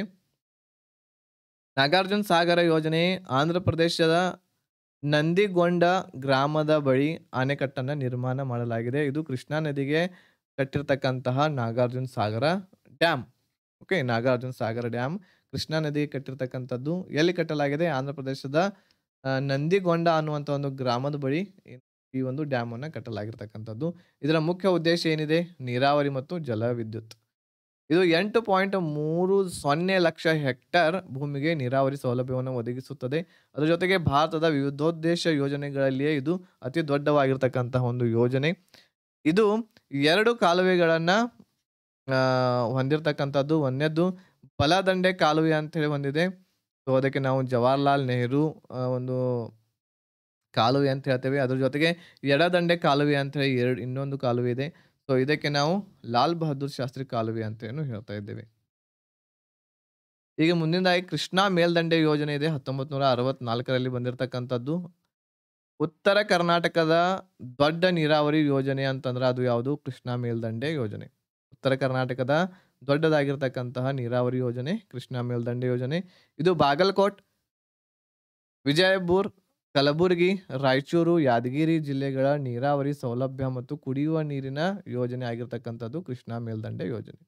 ವಿಜಯಪುರ ಜಿಲ್ಲೆಯ ಆಲಮಟ್ಟಿ ಬಳಿ ಕೃಷ್ಣಾ ನದಿಗೆ ಅಣೆಕಟ್ಟನ್ನ ನಿರ್ಮಾಣ ಮಾಡಲಾಗಿದೆ. ಓಕೆ. ಆಲಮಟ್ಟಿ ಡ್ಯಾಮ್ ಅಂತ ಹೇಳ್ತೇವೆ ನಾವು. ಸೊ ಈ ಆಲಮಟ್ಟಿ ಬಳಿ ಏನಪ್ಪಾ ಅಂತಂದ್ರೆ ಈ ಒಂದು ಕೃಷ್ಣಾ ಮೇಲ್ದಂಡೆ ಯೋಜನೆ, ಈ ಒಂದು ಇದರ ಯೋಜನೆ ಅಡಿಯಲ್ಲಿ ಈ ಒಂದು ಅಣೆಕಟ್ಟನ್ನ ಕಟ್ಟಲಾಗಿರ್ತಕ್ಕಂಥದ್ದು. ಆಲಮಟ್ಟಿ ಅಣೆಕಟ್ಟಿಗೆ ಲಾಲ್ ಬಹದ್ದೂರ್ ಶಾಸ್ತ್ರಿ ಜಲಾಶಯ ಅಂತ ಹೇಳಿ ಕರಿತೀವಿ. ಅಂತಂದ್ರೆ ಈ ಒಂದು ಡ್ಯಾಮ್‌ಗೆ ಏನಂತ ಹೆಸರನ್ನ ನೀಡಲಾಗಿದೆ? ಲಾಲ್ ಬಹದ್ದೂರ್ ಶಾಸ್ತ್ರಿ ಜಲಾಶಯ ಅಂತ ಹೆಸರನ್ನ ನೀಡಲಾಗಿದೆ. ಕೃಷ್ಣಾ ಮೇಲ್ದಂಡೆ ಯೋಜನೆಯ ಒಂದು ಅಡಿಯಲ್ಲಿ ಕಟ್ಟಿರ್ತಕ್ಕಂತಹ ಡ್ಯಾಮ್‌ಗೆ. ಓಕೆ. ಸೊ ಇದಾದ ನಂತರ ಕೃಷ್ಣಾ ನದಿಗೆ ನಾರಾಯಣಪುರದಲ್ಲಿ ಅಣೆಕಟ್ಟು ನಿರ್ಮಿಸಲಾಗಿದೆ ಇನ್ನೊಂದು. ಸೊ ಇದಕ್ಕೆ ಬಸವಸಾಗರ ಜಲಾಶಯ ಅಂತ ಹೇಳ್ತೇವೆ. ಓಕೆ. ಕೃಷ್ಣಾ ನದಿಗೆ ಏನಪ್ಪಾ ಅಂತಂದ್ರೆ ನಾರಾಯಣಪುರದಲ್ಲಿ ಇನ್ನೊಂದು ಅಣೆಕಟ್ಟನ್ನ ಕಟ್ಟಲಾಗಿರ್ತಕ್ಕಂಥದ್ದು. ಅದಕ್ಕೆ ಬಸವಸಾಗರ ಜಲಾಶಯ ಅಂತ ಹೇಳ್ತೇವೆ. ಇದು ಕೃಷ್ಣಾ ಮೇಲ್ದಂಡೆ ಯೋಜನೆ ಇರತಕ್ಕಂಥದ್ದು 6.47 ಲಕ್ಷ ಹೆಕ್ಟೇರ್ ಭೂಮಿಗೆ ಸೌಲಭ್ಯ ಒದಗಿಸುವಂಥದ್ದು. ಇತ್ತೀಚೆಗೆ ಜಲವಿದ್ಯುತ್ ಉತ್ಪಾದಿಸಲಾಗುತ್ತಿದೆ ಈ ಒಂದು ಕೃಷ್ಣಾ ಮೇಲ್ದಂಡೆ ಯೋಜನೆಯಿಂದ. ಓಕೆ. ಸೊ ನೋಡ್ರಿ ಈ ಯೋಜನೆಗಳು ಏನಿದಾವಲ್ಲ, ಸೊ ಈ ಯೋಜನೆಗಳೊಳಗೆ ಬಹಳಷ್ಟು ಅಣೆಕಟ್ಟೆಗಳನ್ನು ಕಟ್ಟಲಾಗಿರುತ್ತದೆ. ಸೊ ಅದ್ರ ಜೊತೆಗೆ ಕಾಲುವೆಗಳನ್ನ ಮಾಡಲಾಗಿರುತ್ತದೆ. ಸೊ ಆ ಎಲ್ಲವುಗಳನ್ನ ನೆನಪಿಟ್ಕೋಬೇಕಾಗಿರ್ತಕ್ಕಂಥದ್ದು. ಕೃಷ್ಣಾ ಮೇಲ್ದಂಡೆ ಯೋಜನೆಯಲ್ಲಿ 2 ಅಣೆಕಟ್ಟೆಗಳನ್ನ ಕಟ್ಟಲಾಗಿರ್ತಕ್ಕಂಥದ್ದು. ಒಂದನೇದ್ದು ಆಲಮಟ್ಟಿಯಲ್ಲಿ ಲಾಲ್ ಬಹದ್ದೂರ್ ಶಾಸ್ತ್ರಿ ಜಲಾಶಯ. ಅದ್ರ ಜೊತೆಗೆ ಇನ್ನೊಂದು ನಾರಾಯಣಪುರದಲ್ಲಿ ನಿರ್ಮಾಣವಾಗಿರ್ತಕ್ಕಂಥ ಅಣೆಕಟ್ಟು ಬಸವಸಾಗರ ಜಲಾಶಯ. ಇದಾದ ನಂತರ ನೆಕ್ಸ್ಟ್ ಯೋಜನೆ ಮಾಡಿರ್ತಕ್ಕಂಥದ್ದು ನರ್ಮದಾ ಕಣಿವೆ ಯೋಜನೆ ಅಂತ ಮಾಡಲಾಗಿದೆ 1980ರಲ್ಲಿ. ಇದು ಮಧ್ಯಪ್ರದೇಶ ಮತ್ತು ಗುಜರಾತ್ ರಾಜ್ಯಗಳ ಮಧ್ಯ ಅಣೆಕಟ್ಟನ್ನ ಕಟ್ಟಲಾಗಿರ್ತಕ್ಕಂಥದ್ದು. ಈ ನದಿಗೆ ಒಟ್ಟು 23 ಅಣೆಕಟ್ಟುಗಳನ್ನ ನಿರ್ಮಾಣ ಮಾಡಲಾಗಿದೆ. ಈ ಒಂದು ಯೋಜನೆಗೆ ಇದೆ ನರ್ಮದಾ ಕಣಿವೆ ಯೋಜನೆ ಏನಿದೆ ಇದರ ಅಡಿಯಲ್ಲಿ ನರ್ಮದಾ ನದಿಗೆ 23 ಅಣೆಕಟ್ಟುಗಳನ್ನ ನಿರ್ಮಾಣ ಮಾಡಿರ್ತಕ್ಕಂಥದ್ದು. ಸರ್ದಾರ್ ಸರೋವರ, ನರ್ಮದಾ ಸಾಗರ, ಇಂದಿರಾ ಸಾಗರ, ನರ್ಮದಾ ಮೇಲ್ದಂಡೆ ಯೋಜನೆಗಳಾಗಿವೆ. ಸೊ ಇದಾದ ನಂತರ ಗುಜರಾತ್, ರಾಜಸ್ಥಾನ್, ಮಹಾರಾಷ್ಟ್ರದ ಕೆಲವು ಭಾಗಗಳಿಗೆ ನೀರಾವರಿ ಸೌಲಭ್ಯ ಇದು ಒದಗಿಸುತ್ತದೆ. ಅದರ ಜೊತೆಗೆ ಇದು ವಿದ್ಯುತ್ ಉತ್ಪಾದನೆ ಕೂಡ ಮಾಡುವಂಥದ್ದು ಈ ನರ್ಮದಾ ಕಣಿವೆ ಯೋಜನೆಯಿಂದ. ಮುಂದಿನದು ತೆಹರಿ ಅಣೆಕಟ್ಟು ಅಂತ ಇದೆ.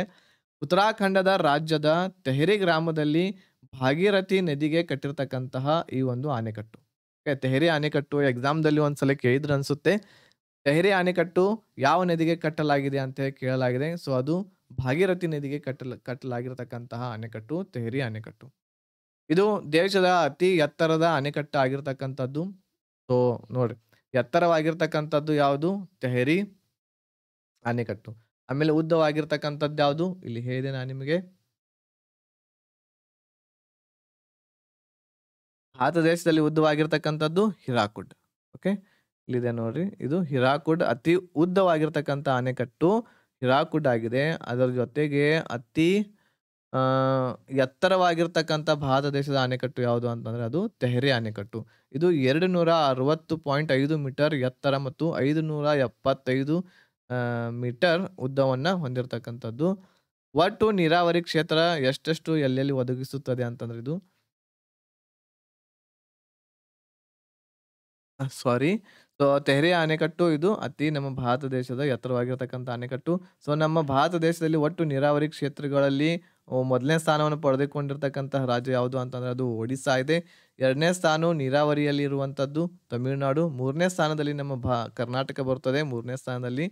ಅದೇ ರೀತಿ ಆಂಧ್ರ ಪ್ರದೇಶ್ 4ನೇ ಸ್ಥಾನದಲ್ಲಿ ಇದೆ ಒಟ್ಟು ನೀರಾವರಿ ಕ್ಷೇತ್ರದಲ್ಲಿ. ಓಕೆ. ಇದಾದ ನಂತರ ಭಾರತದ ಪ್ರಮುಖ ಜಲವಿದ್ಯುತ್ ಯೋಜನೆಗಳನ್ನು ಸಹ ಇದಾವು. ಸೊ ಒಂದನೇದ್ದು ಕರ್ನಾಟಕದಲ್ಲಿ ಶಿವನ ಸಮುದ್ರ ಇದೆ, ತುಂಗಭದ್ರಾ ಇದೆ, ಜೋಗ್, ಭದ್ರಾ, ಕಾಳಿ, ಕೃಷ್ಣ. ಇದಾದ ನಂತರ ಆಂಧ್ರ ಪ್ರದೇಶದಲ್ಲಿ ನಾಗಾರ್ಜುನ ಸಾಗರ ಅಂತ ಹೇಳಿದೆ. ನಾಗಾರ್ಜುನ ಸಾಗರ ಈಗ ಪ್ರಸ್ತುತ ತೆಲಂಗಾಣ ರಾಜ್ಯದಲ್ಲಿ ಬರ್ತಕ್ಕಂಥದ್ದು. ಅದ್ರ ಜೊತೆಗೆ ಶ್ರೀಶೈಲಂ, ರಾಂಪಾದ, ಸಾಗರ, ಸಿಲೇರು. ಸೊ ಇವೆಲ್ಲವೂ ಸಹ ಆಂಧ್ರ ಪ್ರದೇಶದಲ್ಲಿರುವಂತಹ ಪ್ರಮುಖವಾಗಿರ್ತಕ್ಕಂಥ ಜಲವಿದ್ಯುತ್ ಯೋಜನೆಗಳು. ಅದ್ರ ಜೊತೆಗೆ ತಮಿಳುನಾಡಿನಲ್ಲಿ ಮೆಟ್ಟೂರು ಯೋಜನೆ ಇದೆ, ಪೈಕಾ ಯೋಜನೆ ಇದೆ. ಅದ್ರ ಜೊತೆಗೆ ಪೆರಿಯಾರ್ ಇದೆ, ದಾ ಇದೆ. ಕೇರಳದಲ್ಲಿ ಇಡುಕ್ಕಿ ಇದೆ, ಶಬರಿಮಲ ಇದೆ. ಮಧ್ಯಪ್ರದೇಶದಲ್ಲಿ ಬನ್ಸಾಗರ್ ಇದೆ, ಗಾಂಧಿ ಸಾಗರ್ ಇದೆ. ಮಹಾರಾಷ್ಟ್ರದಲ್ಲಿ ಟಾಟಾ ವಿದ್ಯುತ್ ಯೋಜನೆ, ಅದ್ರ ಜೊತೆಗೆ ಬೀರಾ ಯೋಜನೆ, ಕೊಯ್ಯಾ ಯೋಜನೆ, ವೈತರಣಾ ಯೋಜನೆ ಅಂತ ಇದೆ. ಇದ್ರ ಜೊತೆಗೆ ಒರಿಸ್ಸಾದಲ್ಲಿ ಹಿರಾಕುಡ್ ಯೋಜನೆ, ಕೋಲಾಜ್, ರಂಗಾಲಿ, ನಾರಾ. ಆಮೇಲೆ ನೆಕ್ಸ್ಟ್ ಬಿಹಾರದಲ್ಲಿ ಕೋಸಿ ಇದೆ, ಸುವರ್ಣರೇಖಾ ಇದೆ, ತಾವಾ ಇದೆ. ಸೊ ಗುಜರಾತ್‌ದಲ್ಲಿ ಕಕ್ರಪಾಲ್ ಇದೆ, ಕಾಡನ್ ಯೋಜನೆ ಅಂತ ಏನು ಇದೆ. ಅದರ ಜೊತೆಗೆ ಹಿಮಾಚಲ ಪ್ರದೇಶದಲ್ಲಿ ಬಂಡಿ ಪವರ್ ಹೌಸ್ ಯೋಜನೆ ಇರುವಂತದ್ದು. ಸೊ ಇವೆಲ್ಲವೂ ಸಹ ಭಾರತದ ಪ್ರಮುಖ ಜಲವಿದ್ಯುತ್ ಯೋಜನೆಗಳು ಆಗಿವೆ. ಇದಾದ ನಂತರ ರಾಷ್ಟ್ರೀಯ ವಿದ್ಯುತ್ ಜಾಲ ನ್ಯಾಷನಲ್ ಪವರ್ ಗ್ರಿಡ್ ಅಂತಂದ್ರೆ ಏನು ನೋಡೋಣ. ಸೊ ಹೆಚ್ಚುವರಿ ವಿದ್ಯುತ್ತನ್ನು ಕೊರತೆ ಇರುವಂತಹ ಪ್ರದೇಶಗಳಿಗೆ ಸಾಗಿಸಲು ಹಾಗೂ ವಿದ್ಯುತ್ತನ್ನು ಸಮರ್ಪಕವಾಗಿ ಪ್ರಸರಣ ಮಾಡಲು ಅಂತಂದ್ರೆ ಒಂದು ಸ್ಥಳದಿಂದ ಇನ್ನೊಂದು ಸ್ಥಳಕ್ಕೆ ವರ್ಗಾವಣೆ ಮಾಡಲು ರಾಷ್ಟ್ರೀಯ ವಿದ್ಯುತ್ ಜಾಲಗಳನ್ನ ನಿರ್ಮಿಸಲಾಗಿದೆ. ಓಕೆ. ಸೊ ನಾವಿಲ್ಲಿ ಫೋಟೋಸ್‌ಗಳಲ್ಲಿ ನೋಡಬಹುದು. ಸೊ ಒಂದು ಸ್ಥಳದಿಂದ ಇನ್ನೊಂದು ಸ್ಥಳಕ್ಕೆ ವಿದ್ಯುತ್ತನ್ನ ಪ್ರಸರಣ ಮಾಡಲು ಸೊ ಇಲ್ಲಿ ಎಲ್ಲಿ ಕಡಿಮೆ ಇರುತ್ತದೆ ವಿದ್ಯುತ್ ಶಕ್ತಿಯದ್ದು, ಸೊ ಅಲ್ಲಿ ಪ್ರಸರಣ ಮಾಡೋದ್ರ ಸಲುವಾಗಿ ಜಾಲಗಳನ್ನ ನಿರ್ಮಾಣ ಮಾಡಲಾಗಿದೆ ಈ ರೀತಿ ನಮ್ಮ ಭಾರತ ದೇಶದಲ್ಲಿ. ಇಲ್ಲಿ ನೋಡಬಹುದು ನಮ್ಮ ಕರ್ನಾಟಕದಲ್ಲಿರುವಂತಹ ಬೆಳಗಾವಿ ಇದೆ. ಬೆಳಗಾವಿದಿಂದ ಕೊಲ್ಲಾಪುರ ಅನ್ನುವಂಥದ್ದು ಇದು ಒಂದು ಜಂಕ್ಷನ್ ಆಗಿರುವಂಥದ್ದು. ಸೊ ಇಲ್ಲಿ ಅಟ್ಯಾಚ್ ಆಗಿರುವಂಥದ್ದು. ಆಮೇಲೆ ಇದು ಮಹಾರಾಷ್ಟ್ರದ ಪೋಂಡಾ ಅಂತ ಹೇಳಿದೆ. ಆಮೇಲೆ ನಾಗ್ಜಾರಿ ಅಂತ ಹೇಳಿ ಒಂದಿದೆ. ಸೊ ಈ ರೀತಿ ಎಲ್ಲವೂ ಸಹ ಏನ್ ಮಾಡಲಾಗಿದೆ ಕನೆಕ್ಟ್ ಮಾಡಿರ್ತಕ್ಕಂಥದ್ದು ನಾವು ನೋಡಬಹುದು ಇಲ್ಲಿ. ಸೊ ಈ ರೀತಿ ಇರ್ತಕ್ಕಂತಹ ಒಂದು ವಿದ್ಯುತ್ತದ ಜಾಲಕ್ಕೆ ನಾವೇನಂತೇವೆ ರಾಷ್ಟ್ರೀಯ ವಿದ್ಯುತ್ ಜಾಲ ಅಂತ ಹೇಳ್ತಾ ಇರುವಂತದ್ದು. ಇದಾದ ನಂತರ ಮಳೆ ಕೊಯ್ಲು ಅಥವಾ ಮಳೆ ನೀರಿನ ಸಂಗ್ರಹಣದ ಬಗ್ಗೆ ನೋಡೋಣ. ಮಳೆ ನೀರನ್ನು ನಾವು ಸಂಗ್ರಹಿಸಿ ಬಳಕೆ ಮಾಡುವುದನ್ನೇ ಮಳೆ ಕೊಯ್ಲು ಎಂದು ಕರೆಯುವರು. ಓಕೆ. ಮಳೆ ಕೊಯ್ಲು ಅಂತಂದ್ರೆ ಏನು? ಮಳೆ ನೀರನ್ನು ನಾವು ಸಂಗ್ರಹಿಸಿ ಅವುಗಳನ್ನ ಉಪಯೋಗ ಮಾಡಬೇಕು. ಸೊ ಅದಕ್ಕೆ ಮಳೆ ಕೊಯ್ಲು ಅಥವಾ ಮಳೆ ನೀರು ಸಂಗ್ರಹ ಅಂತೇಳಿ ಹೇಳ್ತೇವೆ. ಸೊ ಇದರಲ್ಲಿ 2 ವಿಧಗಳಿದಾವು. ಒಂದನೇದ್ದು ಮಳೆ ಬಿದ್ದ ದಲ್ಲಿಯೇ ನೀರನ್ನು ಸಂಗ್ರಹಿಸುವುದು. ಅದ್ರ ಜೊತೆಗೆ ಮಳೆ ಬಿದ್ದ ನಂತರ ಹರಿಯುವ ನೀರನ್ನು ಸಂಗ್ರಹಿಸುವುದು. ಓಕೆ. ಸೊ ಈ ರೀತಿ 2 ಪ್ರಕಾರದಲ್ಲಿ ನಾವು ಏನ್ ಮಾಡಬಹುದು ಮಳೆ ಕೊಯ್ಲನ್ನ ಮಾಡಬಹುದು. ಮಳೆ ಕೊಯ್ಲು ವಿಧಾನದಿಂದ ಅಂತರ್ಜಲ ಮರುಪೂರಣ ರೀಚಾರ್ಜಿಂಗ್ ಗೊಳಿಸಬಹುದು. ನೋಡ್ರಿ ಮಳೆ ಕೊಯ್ಲು ಮಾಡುವುದರಿಂದ ನಾವೇನಪ್ಪಾ ಅಂತಂದ್ರೆ ನೋಡ್ರಿ ಮಳೆ ಕೊಯ್ಲುದಿಂದ ಈಗ ನಮ್ಮ ಮನೆ ಹತ್ರ ಒಂದು ತೆಗ್ಗವನ್ನು ತೆಗೆದು ನಾನು ಮಳೆ ಆಗ್ತಾ ಇತ್ತು ಅಂತಂದ್ರೆ ನಮ್ಮ ಮನೆಯಲ್ಲಿ ಇಲ್ಲಿ ಈ ಒಂದು ಏರಿಯಾದಲ್ಲಿ ಸೊ ಇಲ್ಲಿ ಮಳೆ ಬಿದ್ದು ಏನಾಗುತ್ತದೆ ಸೊ ಇಲ್ಲಿ ನಾನು ಸಂಗ್ರಹ ಮಾಡಿ ಇಲ್ಲೇ ಒಂದ್ ಕಡೆ ನಾನು ಸಂಗ್ರಹ ಮಾಡಿನಿ ಅಂತಂದ್ರೆ ತೆಗ್ಗ ತೆಗೆದು ಬಹಳಷ್ಟು ದೊಡ್ಡದು. ಸೊ ಇಲ್ಲಿ ಏನಾಗುತ್ತದೆ ನೀರು ನಿಂತು ಇಂಗ್ತೈತಿ.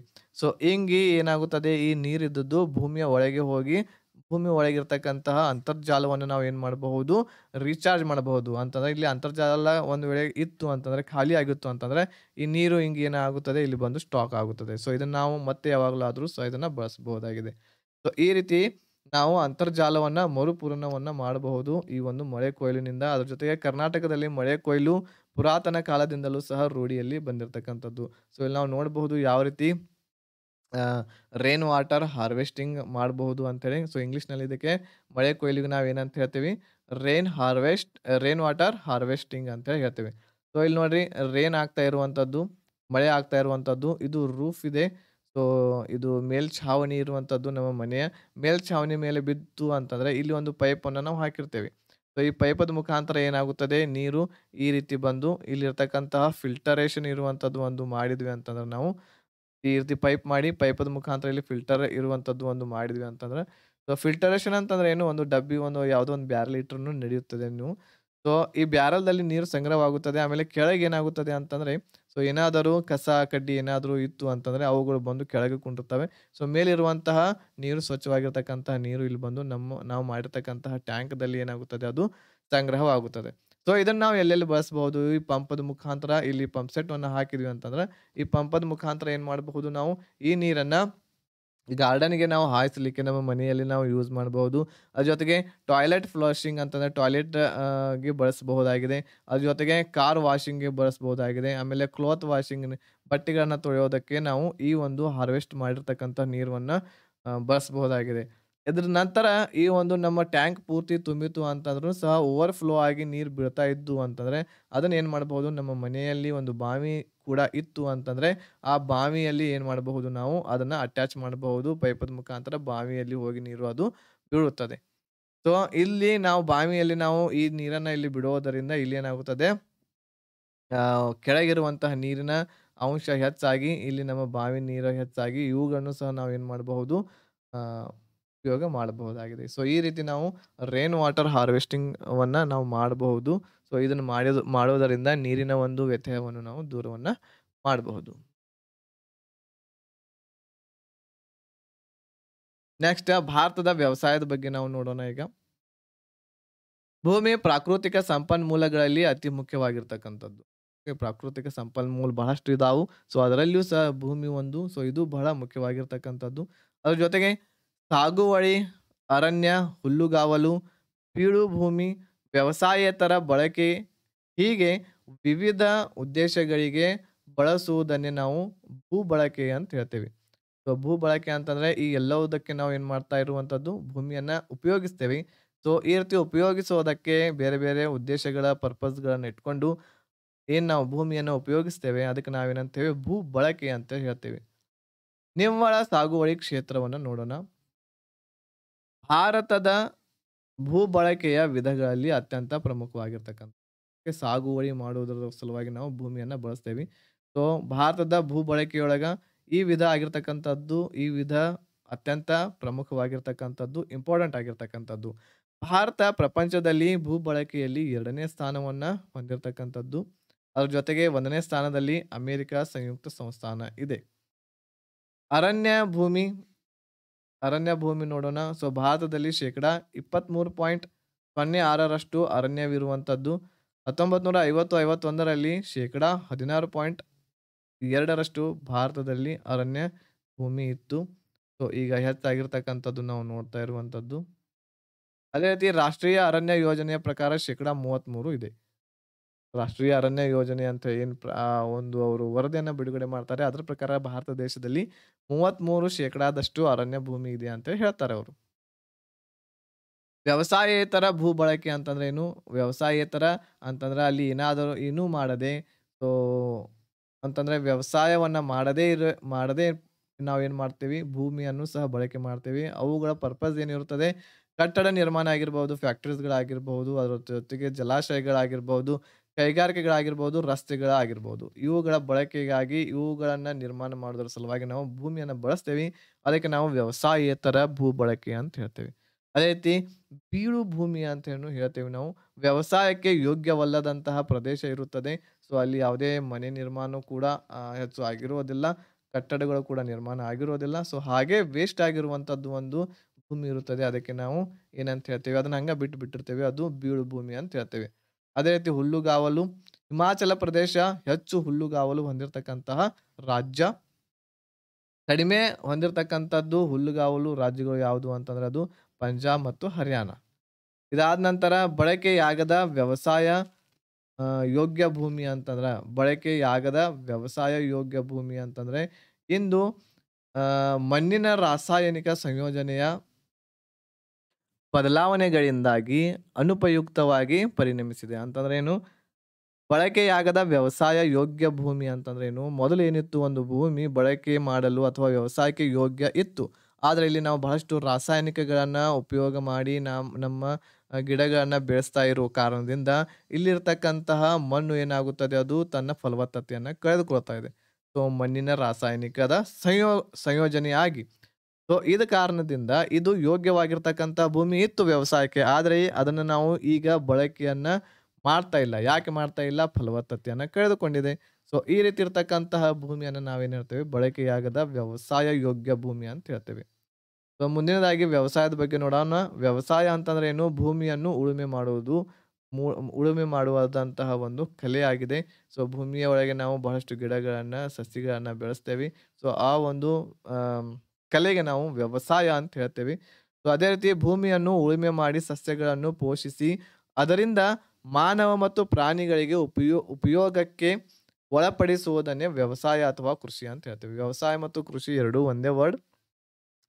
ಸಮನಾಗಿರ್ತಕ್ಕಂತಹ ಅರ್ಥವನ್ನು ನೀಡುವಂತವುಗಳು.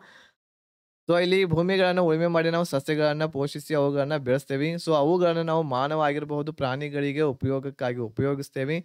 ಸೊ, ಈ ರೀತಿ ಮಾಡುವುದನ್ನ ನಾವು ಏನಂತ ಹೇಳ್ತೇವೆ? ವ್ಯವಸಾಯ ಅಥವಾ ಕೃಷಿ ಅಂತ ಹೇಳ್ತೇವೆ. ವ್ಯವಸಾಯದಲ್ಲಿ ಮೀನುಗಾರಿಕೆನೂ ಬರ್ತೈತಿ. ಅದ್ರ ಜೊತೆಗೆ ಪಶುಪಾಲನೆ ಕೂಡ ಬರುತ್ತದೆ. ಅರಣ್ಯಗಾರಿಕೆ ಸಹ ಒಳಗೊಂಡಿರುತ್ತದೆ. ನೋಡ್ರಿ ವ್ಯವಸಾಯದಲ್ಲಿ ನಾವು ಬರೀ ನಾವು ನಮ್ಮ ಹೊಲಗಳಲ್ಲಿ ನಾವು ಗಿಡಗಳನ್ನ ಬೆಳೆಸೋದು ಅಥವಾ ತರಕಾರಿಗಳನ್ನ ಬೆಳೆಸೋದು. ಸೊ, ಅದಷ್ಟೇ ಬರೋದಿಲ್ಲ. ವ್ಯವಸಾಯದಲ್ಲಿ ಮೀನುಗಾರಿಕೆ ಕೂಡ ಬರುತ್ತದೆ. ಮೀನುಗಾರಿಕೆ ಅಂತಂದ್ರೆ ಮೀನುಗಳನ್ನ ಸಾಕುವುದು. ಪಶುಪಾಲನೆ ಅಂತಂದ್ರೆ ಪ್ರಾಣಿಗಳನ್ನ ಸಾಕುವುದು. ಅದೇ ರೀತಿ ಅರಣ್ಯಗಾರಿಕೆ ಅಂತಂದ್ರೆ ದೊಡ್ಡ ದೊಡ್ಡ ಗಿಡಗಳನ್ನ ಬೆಳೆಸುವುದು. ಲಾಂಗ್ ಟರ್ಮ್ ದಲ್ಲಿ ಏನಪ್ಪಾ ಅಂತಂದ್ರೆ ಈ ಗಿಡಗಳು ನಮಗೆ ಬೆನಿಫಿಟನ್ನು ಕೊಡ್ತಾವೆ. ಸೊ ಈ ಅರಣ್ಯಗಾರಿಕೆ. ಸೊ ಈ ಎಲ್ಲವುಗಳನ್ನು ಒಳಗೊಂಡಿರ್ತಕ್ಕಂಥದ್ದು ವ್ಯವಸಾಯ.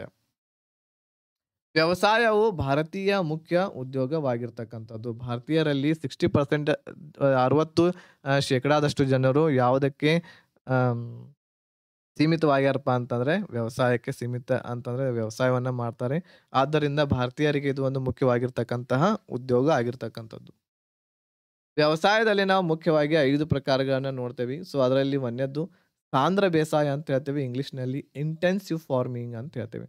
ಇಲ್ಲಿ ಕಡಿಮೆ ಕೃಷಿ ಭೂಮಿಯಲ್ಲಿ ಹೆಚ್ಚು ನೀರಾವರಿ, ಓಕೆ, ಕಡಿಮೆ ಕೃಷಿ ಭೂಮಿಯಲ್ಲಿ ಹೆಚ್ಚು ನೀರಾವರಿಯನ್ನು ಮಾಡಿ ರಾಸಾಯನಿಕ ಹಾಗೂ ಕಾರ್ಮಿಕರನ್ನು ಬಳಸಿಕೊಂಡು ಹೆಚ್ಚು ಉತ್ಪನ್ನ ಅನ್ನು ತೆಗೆಯುವ ಒಂದು ವಿಧಾನಕ್ಕೆ ನಾವು ಸಾಂದ್ರ ಬೇಸಾಯ ಅಂತ ಹೇಳ್ತೇವೆ. ಓಕೆ, ಸೊ ಅಂದ್ರೆ ಕಡಿಮೆ ಏನಿರಬೇಕು, ಕೃಷಿ ಭೂಮಿ ಇರಬೇಕು ಅಂತಲ್ಲ, ಕಡಿಮೆ ಕೃಷಿ ಭೂಮಿ ಒಳಗನೆ ಏನ್ ಮಾಡ್ತೇವೆ ಅಂತಂದ್ರೆ ಹೆಚ್ಚು ನೀರಾವರಿಯನ್ನ ಇಲ್ಲಿ ಹಾಕುವುದು, ಅದ್ರ ಜೊತೆಗೆ ರಾಸಾಯನಿಕಗಳನ್ನ ಹೆಚ್ಚು ಬಳಸೋದು, ಕಾರ್ಮಿಕರನ್ನು ಸಹ ಹೆಚ್ಚು ಬಳಸೋದು, ಆದ್ರೆ ಇಲ್ಲಿ ಇರ್ತಕ್ಕಂತಹ ಉತ್ಪನ್ನ ಏನ್ ಮಾಡೋದು, ಹೆಚ್ಚಾಗಿ ತೆಗೆಯೋದು. ಸೊ ಈ ರೀತಿ ಇರ್ತಕ್ಕಂತಹ ಒಂದು ಬೇಸಾಯಕ್ಕೆ ನಾವು ಸಾಂದ್ರ ಬೇಸಾಯ, ಇಂಟೆನ್ಸಿವ್ ಫಾರ್ಮಿಂಗ್ ಅಂತ ಹೇಳ್ತೇವೆ. ಸೊ ಇಂಟೆನ್ಸಿವ್ ಫಾರ್ಮಿಂಗ್ ದಲ್ಲಿ ಇಳುವರಿ ಏನಿರುತ್ತದೆ ಹೆಚ್ಚಾಗಿರುವಂತದ್ದು. ಇಲ್ಲಿ ನಾವು ಬಳಸುವಂತಹ ಜನಸಂಖ್ಯೆನೂ ಅಧಿಕವಾಗಿರುತ್ತದೆ. ಅದ್ರ ಜೊತೆಗೆ ಇಲ್ಲಿ ಅಧಿಕ ಫಲವತ್ತತೆಯ ಪ್ರದೇಶದಲ್ಲಿ ಈ ಒಂದು ರೂಢಿಯನ್ನ ಮಾಡಲಾಗ್ತಾ ಇರುವಂತದ್ದು. ಸೊ ಫಲವತ್ತತೆ ಇರದೇ ಇರುವಂತಹ ಪ್ರದೇಶದಲ್ಲಿ ನಾವು ಈ ರೀತಿ ಮಾಡ್ಲಿಕ್ಕೆ ಬರೋದಿಲ್ಲ.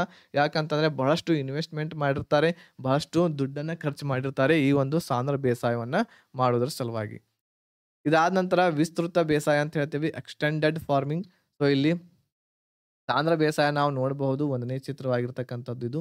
ಸೊ ಇಲ್ಲಿ ಸಾಂದ್ರ ಬೇಸಾಯದಲ್ಲಿ ಬಹಳಷ್ಟು ಏನಪ್ಪಾ ಅಂತಂದ್ರೆ ಇಳುವರಿಯನ್ನ ತೆಗಿತಾರೆ.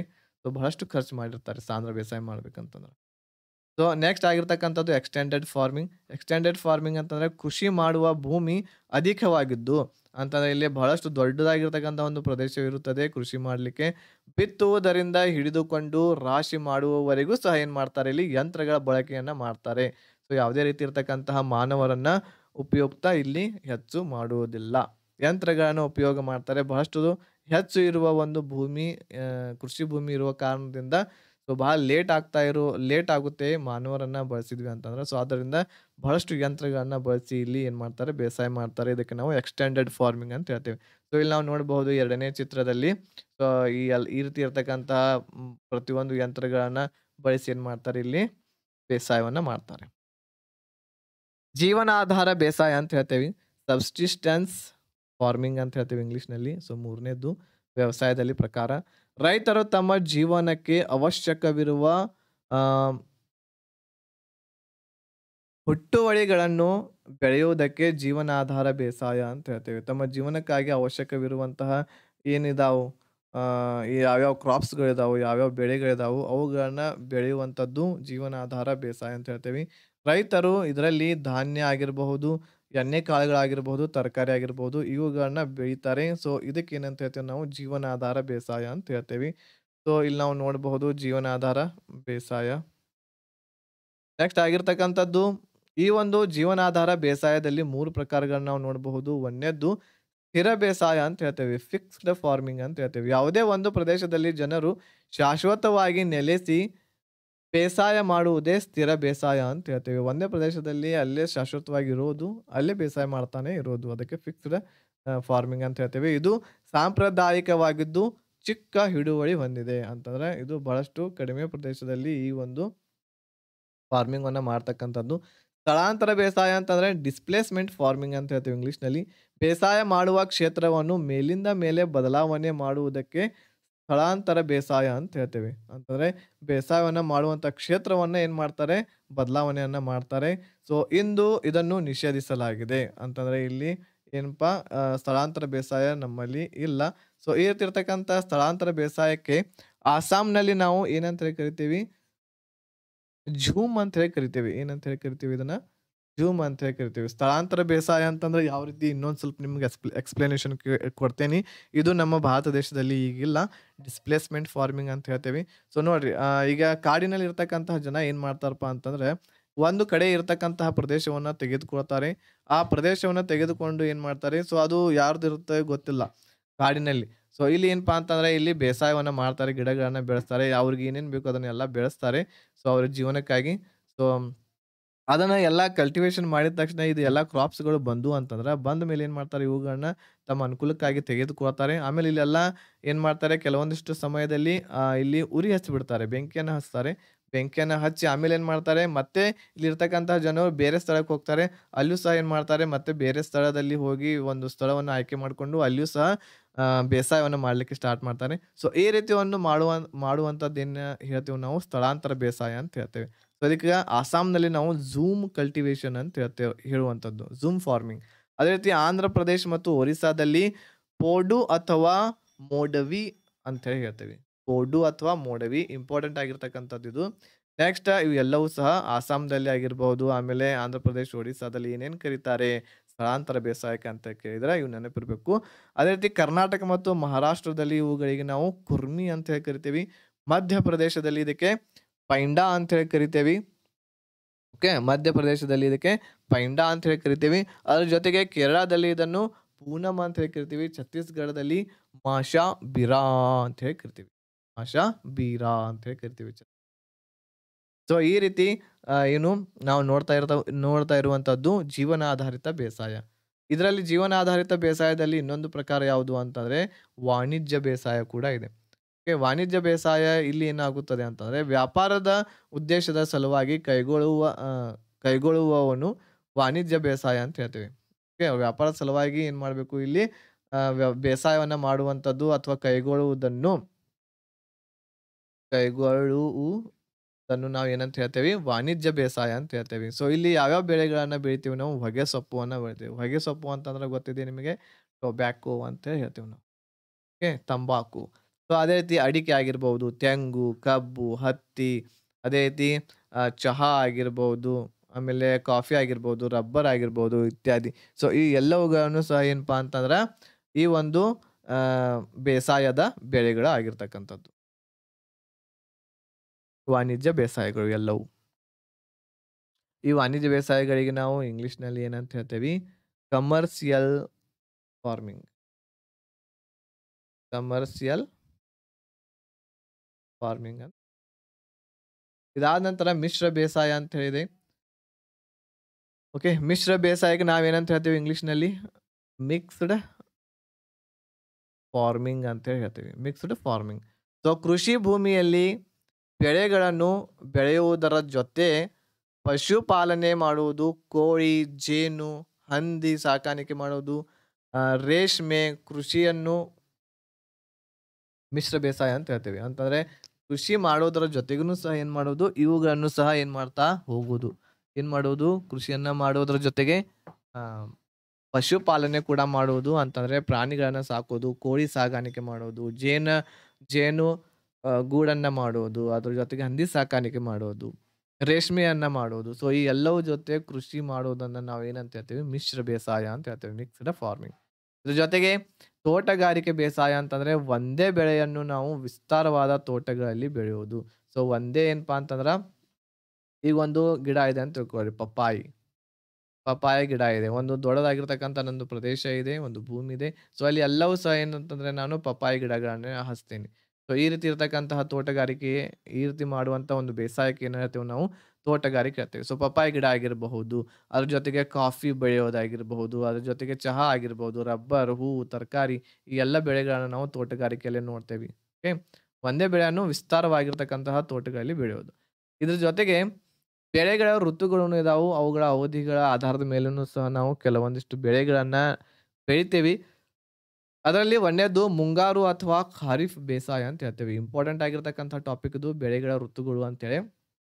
ಎಕ್ಸಾಮ್‌ದಲ್ಲಿ ಏನ್ ಕೇಳ್ತಾರ ಅಂತಂದ್ರೆ ಇವುಗಳಲ್ಲಿ ಯಾವುದು ಖಾರಿಫ್ ಬೆಳೆ ಆಗಿದೆ, ಇವುಗಳಲ್ಲಿ ಯಾವುದು ರಬಿ ಬೆಳೆ ಆಗಿಲ್ಲ, ಇವುಗಳಲ್ಲಿ ಯಾವುದು ಜೈದ್ ಬೇಸಾಯದ ಕ್ರಾಪ್ ಆಗಿದೆ ಅಂತ ಹೇಳಿ ಕೇಳ್ತಾರೆ.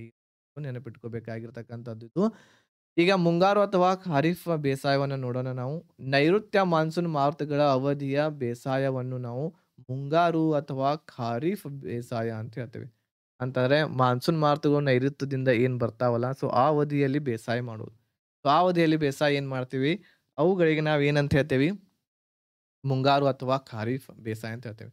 ಸೊ ಮಾನ್ಸೂನ್ ಯಾವಾಗ ಎಂಟ್ರಿ ಆಗ್ತೈತಿ, ಸಾಮಾನ್ಯವಾಗಿ ನಮ್ಮ ಆ, ಭಾರತ ದೇಶದಲ್ಲಿ 1ನೇ ಜೂನ್‌ಕ್ಕೆ ಎಲ್ಲಿಗೆ ಬರುತ್ತದೆ ಇದು? ಕೇರಳಗೆ ಬರುತ್ತದೆ. ಅದೇ ರೀತಿ ನಮ್ಮ ಕರ್ನಾಟಕದಲ್ಲಿ 7ನೇ ಜೂನಿಗೆ ಬರುವಂಥದ್ದು. ಓಕೆ, ನಮ್ಮ ಕರ್ನಾಟಕದಲ್ಲಿ. ಸೊ, ನಾವು ಹಿಂದಿನ ಒಂದು ಪಾಠದಲ್ಲಿ ಇದನ್ನ ಕಲಿತಿದ್ದೇವೆ. ಸೊ, ಅದಕ್ಕೆ ಮುಂಗಾರು ಅಥವಾ ಖಾರಿಫ್ ಅಂತಂದ್ರೆ ಏನು? ಸೊ, ಇದು ನೈಋತ್ಯ ಮಾನ್ಸೂನ್‌ದಿಂದ ಬರುವಂತಹ ಮಾರುತಗಳ ಅವಧಿಯಲ್ಲಿ ನಾವು ಮಾಡುವಂತಹ ಬೇಸಾಯ ಆಗಿರುವಂಥದ್ದು. ಸೊ, ಇದು ಮೋಸ್ಟ್‌ಲಿ ಜೂನ್ ಅಥವಾ ಜುಲೈ ತಿಂಗಳಲ್ಲಿ ಬಿತ್ತನೆಯನ್ನ ಮಾಡಿ ಸೆಪ್ಟೆಂಬರ್ ಅಥವಾ ಅಕ್ಟೋಬರ್ ತಿಂಗಳಲ್ಲಿ ಇದನ್ನ ಏನ್ ಮಾಡ್ತಾರೆ? ಕಟಾವನ್ನ ಮಾಡ್ತಾರೆ. ಸೊ, ಇಲ್ಲಿರ್ತಕ್ಕಂತಹ ಬೆಳೆಗಳು ಯಾವ್ಯಾವುದು ಅಂತಂದ್ರೆ ಭತ್ತವನ್ನ ಇಲ್ಲಿ ಬೇಸಾಯ ಮಾಡ್ತಾರೆ. ಈ ಒಂದು ಖಾರಿಫ್ ಬೇಸಾಯದಲ್ಲಿ ರಾಗಿ, ಹತ್ತಿ, ಜೋಳ, ಮೆಕ್ಕೆ, ಆಮೇಲೆ ಅದೇ ರೀತಿ ಎಣ್ಣೆ ಕಾಳುಗಳು. ಓಕೆ, ಈ ಎಲ್ಲವುಗಳನ್ನು ನಾವು ಎಲ್ಲಿ ನೋಡಬಹುದು? ಖಾರಿಫ್ ಬೇಸಾಯದಲ್ಲಿ ನೋಡಬಹುದು. ಇವು ಎಲ್ಲ ಬೆಳೆಗಳು. ಓಕೆ, ಸೊ ಇಲ್ಲಿ ಚಿತ್ರದಲ್ಲಿ ನಾವು ನೋಡಬಹುದು. ಸೊ, ಖಾರಿಫ್ ಬೆಳೆಗೆ ಸಂಬಂಧವಾಗಿರ್ತಕ್ಕಂಥ ಬೆಳೆಗಳು ಚಿತ್ರಗಳನ್ನು ಕೊಟ್ಟಿದ್ದೇನೆ ನಾನು. ಸೊ, ಇದಾದ ನಂತರ ಇಲ್ಲಿ ಬಹಳಷ್ಟು ಇರತಕ್ಕಂಥದ್ದು 3 ಚಿತ್ರಗಳನ್ನು ಕೂಡ ಇದಾವು. ಸೊ, ಈ 3 ಚಿತ್ರಗಳನ್ನು ನೋಡ್ರಿ. ಬೇಸಾಯಕ್ಕೆ ಸಂಬಂಧವಾಗಿರ್ತಕ್ಕಂಥವುಗಳು. ಈಗ ನಾವು ಹಿಂಗಾರು ಅಥವಾ ಚಳಿಗಾಲದ ಅಥವಾ ರಬಿ ಬೇಸಾಯ ಅಂತ ಹೇಳ್ತೀವಿ. ಅಂದ್ರೆ ಚಳಿಗಾಲದಲ್ಲಿ ಏನು ನಾವು ಬೇಸಾಯ ಮಾಡ್ತೀವಿ ಅದಕ್ಕೆ ನಾವು ರಬಿ ಬೇಸಾಯ ಅಂತ ಹೇಳ್ತೇವೆ. ಇದು ಮೋಸ್ಟ್‌ಲಿ ಅಕ್ಟೋಬರ್‌ದಿಂದ ನವೆಂಬರ್‌ನಲ್ಲಿ ಬಿತ್ತನೆಯನ್ನ ಮಾಡ್ತಾರೆ. ಸೊ, ಇದಾದ ನಂತರ ಫೆಬ್ರವರಿ ಅಥವಾ ಮಾರ್ಚ್ ಬೇಸಿಗೆ ಕಾಲದಲ್ಲಿ ಇದನ್ನೇನ್ ಮಾಡ್ತಾರೆ? ಕಟಾವನ್ನ ಮಾಡ್ತಾರೆ. ಸೊ, ಇಲ್ಲಿ ಮುಖ್ಯವಾಗಿ ರಬಿ ಬೇಸಾಯವನ್ನ ಮಾಡುವಂತಹ ರಾಜ್ಯಗಳು ಯಾವ್ಯಾವುದು ಅಂತಂದ್ರೆ, ಎಲ್ಲ ರಾಜ್ಯಗಳಲ್ಲಿ ಬೇಸಾಯ ಆಗುತ್ತದೆ. ಆದ್ರೂ ಸಹ ಬಹಳಷ್ಟು ಆ, ಕ್ಲೈಮೇಟ್ ಒಳ್ಳೆಯದು ಇರುವಂತಹ ರಾಜ್ಯ ರಬಿ ಬೇಸಾಯಕ್ಕೆ ಯಾವುದು ಅಂತಂದ್ರೆ ಪಂಜಾಬ್ ರಾಜ್ಯಕ್ಕೆ, ಹರಿಯಾಣ, ಜಮ್ಮು ಕಾಶ್ಮೀರ್, ಉತ್ತರ ಪ್ರದೇಶ್, ಆಂಧ್ರ ಪ್ರದೇಶ್, ತಮಿಳುನಾಡು. ಅದೇ ರೀತಿ ಇಲ್ಲಿರ್ತಕ್ಕಂತಹ ಮುಖ್ಯವಾಗಿರ್ತಕ್ಕಂತಹ ಬೆಳೆಗಳು ಯಾವ್ಯಾವುದು ಅಂತಂದ್ರೆ ಅದು ಗೋಧಿ, ಕಡಲೆ, ಸಾಸಿವೆ, ಬಾರ್ಲಿ, ಕುಸುಬಿ, ಬಟಾಣಿ. ಸೊ, ಈ ಎಲ್ಲವುಗಳು ಸಹ ಇಂಪಾರ್ಟೆಂಟ್ ಆಗಿರ್ತಕ್ಕಂಥದ್ದು ರಬಿ ಬೇಸಾಯದಲ್ಲಿ ಬೆಳೆಯುವಂತಹ ಬೆಳೆಗಳು. ಸೊ, ಇಲ್ಲಿ ಚಿತ್ರದಲ್ಲಿ ನಾವು ನೋಡಬಹುದು. ಇದಾದ ನಂತರ ಬೇಸಿಗೆಯಲ್ಲಿ ಮಾಡ್ತಾರೆ ಇನ್ನೊಂದು ಬೇಸಾಯ, ಅದಕ್ಕೆ ನಾವು ಜೈದ್ ಬೇಸಾಯ ಅಂತ ಹೇಳಿ ಹೇಳ್ತೇವೆ. ಏನ್ ಹೇಳ್ತೇವಿ? ಜೈದ್ ಬೇಸಾಯ ಅಂತ ಹೇಳ್ತೇವಿ. ಜೈದ್ ಫಾರ್ಮಿಂಗ್ ಅಂತ ಹೇಳ್ತೇವಿ. ರಬಿ ಮತ್ತು ಖಾರಿಫ್ ಬೇಸಾಯದ ನಡುವಿನ ಅವಧಿಯಲ್ಲಿ ಮಾಡುವಂತಹ ಬೇಸಾಯಕ್ಕೆ ನಾವು ಜೈದ್ ಬೇಸಾಯ ಅಂತ ಹೇಳ್ತೇವೆ. ಉದಾಹರಣೆಗೆ ಸೌತೆಕಾಯಿಯನ್ನು ಬೆಳಿತೀವಿ ಆ ಒಂದು ಜೈದ್ ಬೇಸಾಯದಲ್ಲಿ. ಆಮೇಲೆ ಕಲ್ಲಂಗಡಿ ಇಲ್ಲಿ ಚಿತ್ರದಲ್ಲಿ ನಾವು ನೋಡಬಹುದು. ಅದೇ ರೀತಿ ಕರ್ಬೂಜ ಹಣ್ಣು ಅಂತ ಇದೆ. ಸೊ, ಇಲ್ಲಿದೆ ಮಸ್ಕ್ ಮೆಲನ್. ಅದೇ ರೀತಿ ಇಲ್ಲಿ ಸೌತೆಕಾಯಿ ಇದೆ ನೋಡ್ರಿ.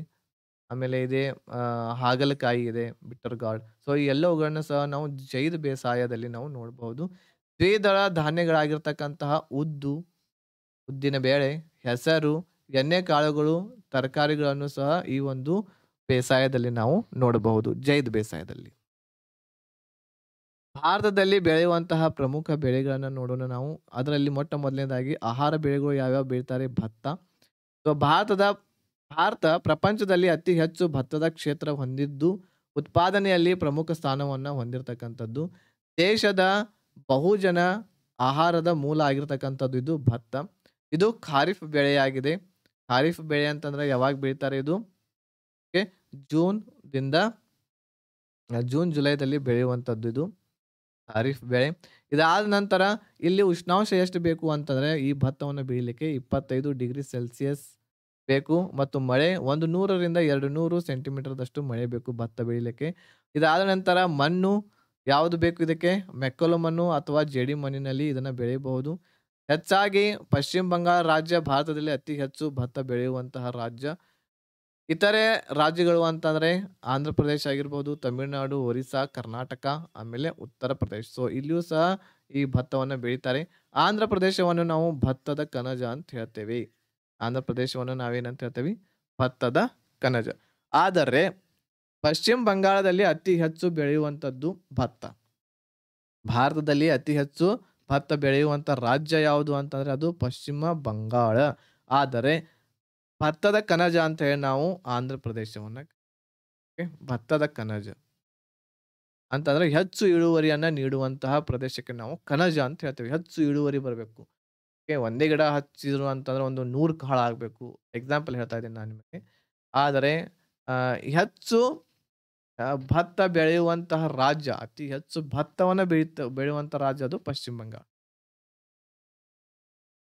ನೆಕ್ಸ್ಟ್ 2ನೇದು ಗೋಧಿಯನ್ನ ನೋಡೋಣ. ಇದು ಚಳಿಗಾಲದಲ್ಲಿ ಅಥವಾ ರಬಿ ಕಾಲದಲ್ಲಿ ಬೆಳೆಯುವಂತದ್ದು. ರಾಖಿ ಅಲ್ಲ, ರಬಿ ಕಾಲದಲ್ಲಿ ಬೆಳೆಯುವಂತಹ ಮುಖ್ಯ ಬೆಳೆ ಆಗಿರ್ತಕ್ಕಂಥದ್ದು ಇದು ಗೋಧಿ.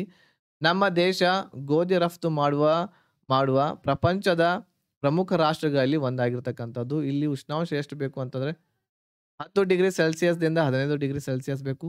ಮಳೆ 50 ರಿಂದ 70 ಸೆಂಟಿಮೀಟರ್ ಇದ್ರೆ ಸಾಕು ಗೋಧಿ ಬೆಳೆಯಲು. ಅದೇ ರೀತಿ ಮಣ್ಣು ಯಾವ್ದಿರ್ಬೇಕು ಇದಕ್ಕೆ? ಜೇಡಿ ಮಣ್ಣು ಅಥವಾ ಕಪ್ಪು ಮಣ್ಣಿನಲ್ಲಿ ಇದನ್ನು ಬೆಳೆಯಲಾಗುತ್ತದೆ. ಭಾರತದಲ್ಲಿ ಉತ್ತರ ಪ್ರದೇಶ ಅತಿ ಹೆಚ್ಚು ಗೋಧಿಯನ್ನು ಉತ್ಪಾದಿಸುವಂತಹ ರಾಜ್ಯ. ಉತ್ತರ ಪ್ರದೇಶದಲ್ಲಿ ಅತಿ ಹೆಚ್ಚು ಉತ್ಪಾದನೆ ಮಾಡುವಂತದ್ದು ಗೋಧಿ. ಅದೇ ರೀತಿ ಪಂಜಾಬವನ್ನು ನಾವು ಏನಂತ ಹೇಳ್ತೀವಿ? ಗೋಧಿಯ ಕಣಜ ಅಂತ ಹೇಳ್ತೀವಿ. ಓಕೆ. ಗೋಧಿಯ ಕಣಜ ಮತ್ತು ಉತ್ಪಾದನೆ ಮಾಡೋದು 2 ಡಿಫರೆಂಟ್ ಇದಾವು. ಸೊ 2ಗಳನ್ನ ನೀವು ನೆನಪಿಟ್ಕೋಬೇಕು ನಿಮ್ಮ ಎಕ್ಸಾಮ್ ಪಾಯಿಂಟ್ ಆಫ್ ವ್ಯೂ. ವಾಣಿಜ್ಯ ಬೆಳೆಗಳನ್ನ ನೋಡೋಣ. ಈಗ ನಾವು ವಾಣಿಜ್ಯ ಬೆಳೆಗಳಲ್ಲಿ 1ನೇದ್ದು ಕಬ್ಬು, ಶುಗರ್ ಕೇನ್ ಅಂತ ಹೇಳ್ತೇವೆ. ಸೊ ಇದು ಒಂದು ವಾರ್ಷಿಕ ಬೆಳೆ ಆಗಿರ್ತಕ್ಕಂಥದ್ದು. ಒಂದು ವರ್ಷಕ್ಕೆ ಒಂದೇ ಸಲ ಬೆಳೆ. ಅವುಗಳಿಗೆ ವಾರ್ಷಿಕ ಬೆಳೆ ಅಂತ ಹೇಳ್ತೇವೆ ನಾವು. ಭಾರತದಲ್ಲಿ ಅತಿ ಮುಖ್ಯವಾಗಿರ್ತಕ್ಕಂತಹ ವಾಣಿಜ್ಯ ಬೆಳೆ ಇದು ಆಗಿದೆ. ಸೊ ವಾಣಿಜ್ಯ ಬೆಳೆ ಅಂತಂದ್ರ ಇವುಗಳನ್ನ ಮಾರುಕಟ್ಟೆಗಳಿಗೆ ನಾವು ಮಾರುವಂತದ್ದು. ಆಮೇಲೆ ಇವುಗಳಿಂದ ಬೆನಿಫಿಟ್ ಆಗುವಂತದ್ದು. ಆಮೇಲೆ ಭಾರತ ಆ, ಕಬ್ಬಿನ ಬೇಸಾಯದ ಮೂಲ ದೇಶ ಆಗಿರ್ತಕ್ಕಂಥದ್ದು. ವಾರ್ಷಿಕ ಮತ್ತು ನೀರಾವರಿ ಬೆಳೆ ಆಗಿರ್ತಕ್ಕಂಥದ್ದು ಇದು. ಹೆಚ್ಚು ಉಷ್ಣಾಂಶ ಮತ್ತು ತೇವಾಂಶ ಹೊಂದಿರುವ ವಾಯುಗುಣ ಇದಕ್ಕೆ ಬೇಕಾಗಿರುವಂಥದ್ದು. ಇಲ್ಲಿ ಉಷ್ಣಾಂಶ 21 ಡಿಗ್ರಿ ಸೆಲ್ಸಿಯಸ್‌ದಿಂದ 26 ಡಿಗ್ರಿ ಸೆಲ್ಸಿಯಸ್ ಬೇಕು. ಮಳೆ 100 ಸೆಂಟಿಮೀಟರ್‌ದಿಂದ 150 ಸೆಂಟಿಮೀಟರ್ ಮಳೆ ಬೇಕು. ಮಣ್ಣು ಯಾವ್ದು ಬೇಕು ಇದಕ್ಕೆ? ಮೆಕ್ಕಲು ಮಣ್ಣು ಅಥವಾ ಕಪ್ಪು ಮಣ್ಣಿನಲ್ಲಿ ಉತ್ತಮವಾಗಿ ನಾವು ಈ ಕಬ್ಬನ್ನ ಬೆಳೆಯಬಹುದು. ಉತ್ತರ ಪ್ರದೇಶ ಭಾರತದಲ್ಲಿ ಅತಿ ಹೆಚ್ಚು ಕಬ್ಬನ್ನ ಉತ್ಪಾದಿಸುವಂತಹ ರಾಜ್ಯ. ನೆನಪಿಟ್ಕೊಳ್ಳಿ. ಉತ್ತರ ಪ್ರದೇಶ ಏನಪ್ಪಾ ಅಂತಂದ್ರೆ ಭಾರತದಲ್ಲಿ ಅತಿ ಹೆಚ್ಚು ಉತ್ಪಾದಿಸುವಂತಹ ಕಬ್ಬು. ಅದರ ಜೊತೆಗೆ ಕಬ್ಬಿನ ಸಿಪ್ಪೆಯು ಕಾಗದ ಕೈಗಾರಿಕೆಯ ಮುಖ್ಯ ಕಚ್ಚಾ ವಸ್ತು ಆಗಿರುವಂತದ್ದು. ಅಂದ್ರೆ ಕಬ್ಬಿನ ಸಿಪ್ಪೆಗಳಿಂದ ಕಾಗದವನ್ನು ತಯಾರು ಮಾಡ್ತಾರೆ.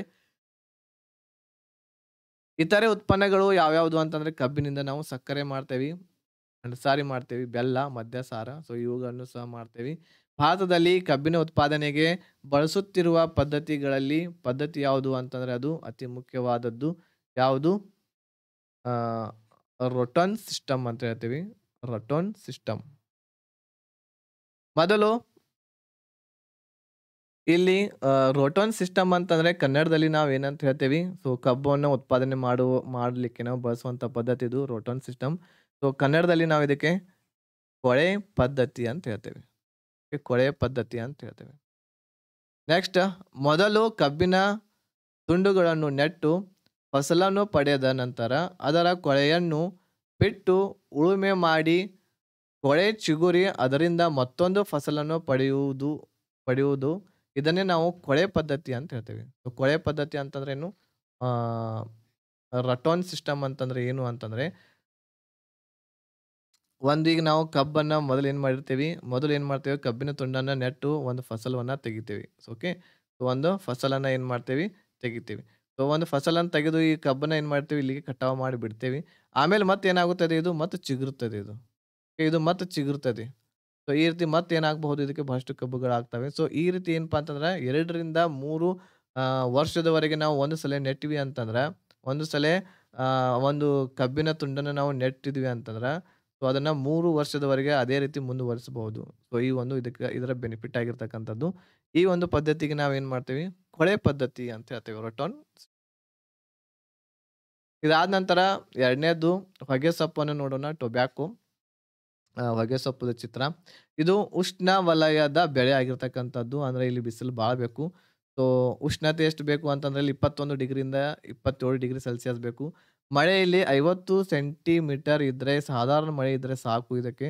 ಮಣ್ಣು ಇದಕ್ಕೆ ಮರಳು ಮಿಶ್ರಿತ ಮಣ್ಣು ಬೇಕು. ರಾಸಾಯನಿಕ ಗೊಬ್ಬರ ಇದಕ್ಕೆ ಬಹಳಷ್ಟು ಬೇಕಾಗಿರುವಂತದ್ದು. ಬಹಳ ಜೋಪಾನವಾಗಿ ಬೆಳಿಬೇಕಾಗುತ್ತದೆ. ಸೊ ತಂಬಾಕುವನ್ನ. ಸೊ ಇದನ್ನ ಬೆಳೆಯುವಂತಹ ರಾಜ್ಯಗಳು ಯಾವ್ಯಾವುದು ಅಂತಂದ್ರೆ ಮುಖ್ಯವಾಗಿ ಆಂಧ್ರ ಪ್ರದೇಶ್, ಗುಜರಾತ್, ಕರ್ನಾಟಕ, ಬಿಹಾರ್, ಉತ್ತರ ಪ್ರದೇಶ್, ತಮಿಳುನಾಡು ಮತ್ತು ಮಹಾರಾಷ್ಟ್ರ. ಕರ್ನಾಟಕದ ನಿಪ್ಪಾಣಿಯಲ್ಲಿ ಮತ್ತು ಮೈಸೂರು ಮತ್ತು ಚಾಮರಾಜನಗರದಲ್ಲಿ ಬಹಳಷ್ಟು ಈ ಒಂದು ಹೊಗೆ ಸೊಪ್ಪನ್ನ ಬೆಳೆಯಲಾಗುತ್ತದೆ. ಇದಾದ ನಂತರ ನಾರಿನ ಬೆಳೆಗಳು ಅಂತ ಹೇಳಿದವು. ಸೊ ಫೈಬರ್ ಕ್ರಾಪ್ಸ್ ಅಂತ ಹೇಳ್ತೇವೆ ಇಂಗ್ಲಿಷ್ ನಲ್ಲಿ. ಇಲ್ಲಿ ಮೊದಲು ಇರತಕ್ಕಂಥದ್ದು ನಾರಿನ ಬೆಳೆ ಅಂತಂದ್ರೆ ಸೊ ಮೊದಲನೇ ಬೆಳೆ ಹತ್ತಿ, ಕಾಟನ್. ಸೊ ಈ ಕಾಟನನ್ನು ಬೆಳಿಬೇಕಂತಂದ್ರೆ ನಮಗೆ 20ರಿಂದ 25 ಡಿಗ್ರಿ ಸೆಲ್ಸಿಯಸ್ ಉಷ್ಣಾಂಶ ಬೇಕು. ಮಳೆ 75ರಿಂದ 150 ಸೆಂಟಿಮೀಟರ್ ಬೇಕು. ಮಣ್ಣು ಇದಕ್ಕೆ ಸೂಕ್ತವಾಗಿರ್ತಕ್ಕಂಥದ್ದು ಕಪ್ಪು ಮಣ್ಣು. ಅದ್ರ ಜೊತೆಗೆ ಮೆಕ್ಕಲು ಮಣ್ಣಿನಲ್ಲಿಯೂ ಸಹ ಈ ಒಂದು ಹತ್ತಿಯನ್ನು ಬೆಳೆಯಲಾಗುತ್ತದೆ. ಇದು ಒಂದು ಖಾರಿಫ್ ಬೆಳೆಯಾಗಿದೆ. ಖಾರಿಫ್ ಅಂತಂದ್ರೆ ಮೊದಲು ಬೆಳೆಯುವಂಥದ್ದು ಅಂತಂದ್ರೆ ಜೂನ್ ಅಥವಾ ಜುಲೈದಲ್ಲಿ ಬೆಳೆಯುವಂಥದ್ದು ಅದು ಖಾರಿಫ್ ಬೆಳೆ. ಇದಾದ ನಂತರ ಇಲ್ಲಿ ಬೆಳೆಯುವಂತಹ ರಾಜ್ಯ ಯಾವ್ಯಾವುದು ಅಂತಂದ್ರೆ ಮುಖ್ಯವಾಗಿ ಗುಜರಾತ್‌ನಲ್ಲಿ, ಮಹಾರಾಷ್ಟ್ರ, ಆಂಧ್ರಪ್ರದೇಶ್, ಹರಿಯಾಣ, ಕರ್ನಾಟಕ ಮತ್ತು ಮಧ್ಯಪ್ರದೇಶದಲ್ಲಿ ಈ ಹತ್ತಿಯನ್ನ ಬೆಳೆಯಲಾಗುತ್ತದೆ. ಪಾನೀಯ ಬೆಳೆಗಳು ಸಹ ಇದಾವೆ. ಬಿವರೇಜ್ ಕ್ರಾಪ್ಸ್ ಅಂತ ಹೇಳ್ತೀವಿ. ಅದರಲ್ಲಿ ಒಂದನೇದ್ದು ಚಹಾ. ಸೊ ಭಾರತ ಮತ್ತು ಪ್ರಪಂಚದ ಅತಿ ಮುಖ್ಯ ಪಾನೀಯ ಬೆಳೆ ಆಗಿರ್ತಕ್ಕಂಥದ್ದು ಇದು ಚಹಾ. ಭಾರತ ಚಹಾ ಉತ್ಪಾದನೆಯಲ್ಲಿ 2ನೇ ಸ್ಥಾನ ಹೊಂದಿರತಕ್ಕಂಥದ್ದು. ಉಷ್ಣವಲಯ ಮತ್ತು ಉಪ ಉಷ್ಣವಲಯಗಳಲ್ಲಿ ಬೆಳೆಯುವ ನಿತ್ಯ ಹರಿದ್ವರ್ಣದ ಬಹುವಾರ್ಷಿಕ ಬೆಳೆಯಾಗಿದೆ. ಬಹುವಾರ್ಷಿಕ ಬೆಳೆ ಆಗಿರ್ತಕ್ಕಂಥದ್ದು ಚಹಾ ಅಂತಂದ್ರೆ ಒಂದು ವರ್ಷದಲ್ಲಿ 2 ಸಲ ಏನ್ ಮಾಡಲಾಗುತ್ತದೆ ಈ ಒಂದು ಬೆಳೆಯನ್ನ ತೆಗೆಯಲಾಗುತ್ತದೆ ಚಹಾದ್ದು. ಇಲ್ಲಿ ಉಷ್ಣಾಂಶ 21 ಡಿಗ್ರಿ ಸೆಲ್ಸಿಯಸ್ ಇರಬೇಕು. ಇದ್ರ ಜೊತೆಗೆ ಮಳೆ 150 ಡಿಗ್ರಿ ಸೆಲ್ಸಿಯಸ್‌ದಿಂದ 200 ಸೆಂಟಿಮೀಟರ್ ಮಳೆ ಇರಬೇಕು. ಅದ್ರ ಜೊತೆಗೆ ಮಣ್ಣು ಕೊಳೆತ ಜೈವಿಕಾಂಶವುಳ್ಳ ಹಾಗೂ ನೀರು ಸುಲಭವಾಗಿ ಬಸಿದು ಹೋಗುವ ಮರಳು ಮಿಶ್ರಿತ ಜೇಡಿ ಮಣ್ಣು ಬೇಕು ಈ ಒಂದು ಚಹಾವನ್ನು ಉತ್ಪಾದನೆ ಮಾಡಲಿಕ್ಕೆ. ಭಾರತದಲ್ಲಿ ಅಸ್ಸಾಂ ರಾಜ್ಯ ಅತಿ ಹೆಚ್ಚು ಚಹಾ ಉತ್ಪಾದಿಸುವಂತಹ ಒಂದು ರಾಜ್ಯ. ಇತರ ರಾಜ್ಯಗಳು ಅಂತಂದ್ರೆ ಪಶ್ಚಿಮ ಬಂಗಾಳ ಆಗಿರ್ಬೋದು, ತಮಿಳುನಾಡು ಆಗಿರ್ಬೋದು, ಕೇರಳ ಆಗಿರ್ಬೋದು ಇಲ್ಲಿ ಎಲ್ಲವೂ ಸಹ ಚಹಾವನ್ನ ಬೆಳೆಯಲಾಗುತ್ತದೆ. ಓಕೆ. ಸೊ ಇದು ಇಂಪಾರ್ಟೆಂಟ್. ಭಾರತದಲ್ಲಿ ಅಸ್ಸಾಂ ಅತಿ ಹೆಚ್ಚು ಉತ್ಪಾದನೆ ಮಾಡುವಂಥದ್ದು ಚಹಾ. ಕಾಫಿಯನ್ನ ನೋಡೋಣ ನಾವು. ಅದೇ ರೀತಿ ಪಾನೀಯ ಒಂದು ಬೇಸಾಯದಲ್ಲಿ 2ನೇದ್ದು ಕಾಫಿ. ಕರ್ನಾಟಕಕ್ಕೆ ಕಾಫಿಯನ್ನು ಕ್ರಿಸ್ತಶಕ 1670ರಲ್ಲಿ ಬಾಬಾ ಬುಡನ್ ಎಂಬುವವರು ಪರಿಚಯಿಸಿದರು.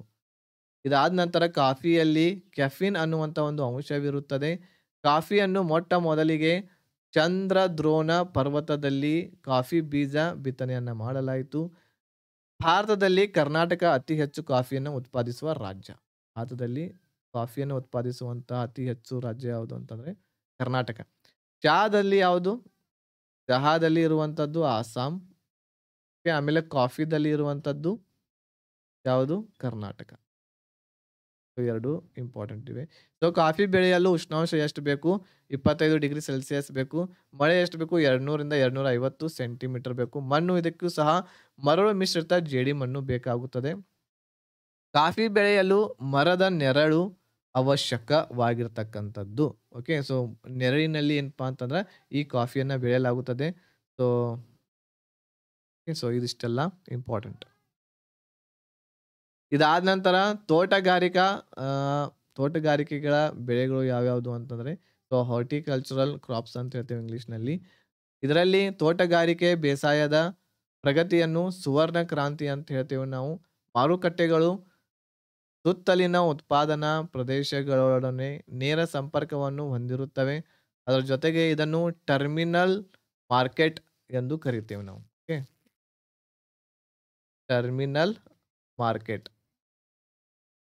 ಮಾರ್ಕೆಟ್ ಅಂತ ಹೇಳಿ ನಾವು ತೋಟಗಾರಿಕಾ ಬೆಳೆಗಳಿಗೆ ಕರಿತೇವೆ ಹಾರ್ಟಿಕಲ್ಚರ್ ಕ್ರಾಪ್ಸ್. ಇದರಲ್ಲಿಯೂ ಕೆಲವೊಂದಿಷ್ಟು ಪ್ರಕಾರಗಳಿದಾವು. ಆಮೇಲೆ ಕೆಲವೊಂದಿಷ್ಟು ಟರ್ಮ್ಸ್ಗಳಿದಾವು ನಿಮಗೆ ಗೊತ್ತಿರಬೇಕು. ಒಂದನೇದ್ದು ಪೋಮೋಲಜಿ ಅಂತ ಹೇಳ್ತೇವೆ ನಾವು. ಪೋಮೋಲಜಿ ಅಂತಂದ್ರೆ ಹಣ್ಣು ಮತ್ತು ಅಡಿಕೆ ಬೆಳೆಗಳನ್ನ ನಾಟುವುದು, ಕೊಯ್ಲು ಮಾಡುವುದು, ಸಂಗ್ರಹಣೆ ಮಾಡುವುದು ಮತ್ತು ಸಂಸ್ಕರಣೆ ಮಾಡುವುದು, ಆಮೇಲೆ ಮಾರಾಟ ಮಾಡುವುದು. ಇವು ಎಲ್ಲದಕ್ಕೂ ಸಹ ನಾವು ಪೋಮೋಲಜಿ ಅಂತ ಹೇಳ್ತೇವೆ. ಓಕೆ. ಸೊ ಇಲ್ಲಿ ಒಂದನೇ ಚಿತ್ರ ಇದೆ ನೋಡ್ರಿ. ಸೊ ಇದು ಪೋಮೋಲಜಿಗೆ ಸಂಬಂಧವಾಗಿರ್ತಕ್ಕಂಥದ್ದು. ಅದೇ ರೀತಿ ಓಲೆರಿಕಲ್ಚರ್ ಅಂತ ಹೇಳ್ತೀವಿ. ಓಲೆರಿಕಲ್ಚರ್ ಅಂತಂದ್ರೆ ಏನು? ತರಕಾರಿಗಳನ್ನು ಉತ್ಪಾದಿಸುವುದು ಮತ್ತು ಮಾರಾಟ ಮಾಡುವುದು ಓಲೆರಿಕಲ್ಚರ್. ಓಕೆ. ಓಲೆರಿಕಲ್ಚರ್ದಲ್ಲಿ ಏನ್ ಬರ್ತದೆ? ಈ ತರಕಾರಿಗಳನ್ನ ಉತ್ಪಾದನೆ ಮಾಡೋದು ಮತ್ತು ಮಾರಾಟ ಮಾಡುವುದು. ಅದರ ಜೊತೆಗೆ ಮೂರನೇದು ಆರ್ಬೋರಿಕಲ್ಚರ್ ಅಂತಂದ್ರೆ ಏನು? ಪ್ರತ್ಯೇಕ ಮರಗಳು, ಪೊದೆಗಳು ಅಥವಾ ಇತರ ದೀರ್ಘಕಾಲಿಕ ಸಸ್ಯಗಳ ಅಧ್ಯಯನವನ್ನ ಮಾಡುವುದು ಮತ್ತು ಆರೈಕೆ ಮಾಡುವುದು ಅವುಗಳನ್ನ. ಸೊ ಇದಕ್ಕೆ ನಾವು ಏನಂತ ಹೇಳ್ತೇವೆ? ಆರ್ಬೋರಿಕಲ್ಚರ್ ಅಂತ ಹೇಳ್ತೇವೆ. ಇದ್ರ ಜೊತೆಗೆ ಅಲಂಕಾರಿಕ ತೋಟಗಾರಿಕೆ ಅಂತ ಹೇಳಿ ಮಾಡ್ತೇವೆ ನಾವು. ಆರ್ನಮೆಂಟಲ್ ಹಾರ್ಟಿಕಲ್ಚರ್ ಅಂತಾರೆ. ಇದರಲ್ಲಿ 2 ಪ್ರಕಾರವಾಗಿ ಮಾಡ್ತೇವೆ ನಾವು. ಒಂದನೇದು ಹೂವಿನ ಕೃಷಿ ಮಾಡ್ತೇವಿ. ಫ್ಲೋರಿಕಲ್ಚರ್ ಅಂತ ಹೇಳ್ತೇವಿ. ಹೂವಿನ ಬೆಳೆಗಳ ಉತ್ಪಾದನೆ, ಬಳಕೆ ಮತ್ತು ಮಾರಾಟ. ಸೊ ಇಲ್ಲಿ ನೋಡಬಹುದು ಎಷ್ಟು ಅಲಂಕಾರಿಕವಾಗಿ, ಎಷ್ಟು ಸುಂದರವಾಗಿ ಕಾಣ್ತಾ ಇರುವಂತದ್ದು. ಸೊ ಇವುಗಳ ಉತ್ಪಾದನೆ ಮಾಡುವುದು ಮತ್ತು ಇವುಗಳನ್ನ ಮಾರಾಟ ಮಾಡೋದಕ್ಕೆ ನಾವು ಫ್ಲೋರಿಕಲ್ಚರ್ ಅಂತೇಳಿ ಹೇಳ್ತೇವೆ. ಇದಾದ ನಂತರ ಇನ್ನೊಂದು ಪ್ರಕಾರ ಅಲಂಕಾರಿಕ ತೋಟಗಾರಿಕೆಯಲ್ಲಿ ಇರುವಂತದ್ದು ಭೂದೃಶ್ಯ ತೋಟಗಾರಿಕೆ ಅಂತ ಹೇಳ್ತೇವೆ. Landscape horticulture. ಹೊರಾಂಗಣ ಪರಿಸರವನ್ನು ಸುಂದರಗೊಳಿಸುವ ಸಲುವಾಗಿ ಬಳಸುವ ಸಸ್ಯಗಳ ಉತ್ಪಾದನೆ ಮತ್ತು ಮಾರಾಟ. ಅಂತಂದ್ರೆ ನಾವು ನಮ್ಮ ಮನೆಗಳಲ್ಲಿ ಗಾರ್ಡನಿಂಗ್ ಮಾಡೋದಾಗಿರ್ಬಹುದು, ಹುಲ್ಲು ಬೆಳೆಸೋದಾಗಿರ್ಬಹುದು, ತರತರದ ಹೂವಿನ ಗಿಡಗಳನ್ನ ಬೆಳೆಸೋದಾಗಿರಬಹುದು. ಆಮೇಲೆ ಶೋಕಿಯಾಗಿರ್ತಕ್ಕಂತಹ ಗಿಡಗಳನ್ನ ಬೆಳೆಸ್ತೇವೆ ನೋಡ್ರಿ. ಬಹಳ ಚಂದ ಚಂದ ಕಾಣ್ತಿರ್ತಾವ ಸಣ್ಣ ಸಣ್ಣ ಗಿಡಗಳು. ಸೊ ಆ ರೀತಿ ಆ ರೀತಿ ಇರ್ತಕ್ಕಂತಹ ಗಿಡಗಳನ್ನ ಬೆಳೆಸೋದು ಮತ್ತು ಅವುಗಳನ್ನ ಮಾರಾಟ ಮಾಡೋದು. ಸೊ ಅವುಗಳಿಗೆ ಏನಂತ ಹೇಳ್ತೇವೆ ನಾವು ಲ್ಯಾಂಡ್‌ಸ್ಕೇಪ್ ಲ್ಯಾಂಡ್‌ಸ್ಕೇಪ್ ಫಾರ್ಮಿಂಗ್ ಅಂತ ಹೇಳ್ತೇವೆ.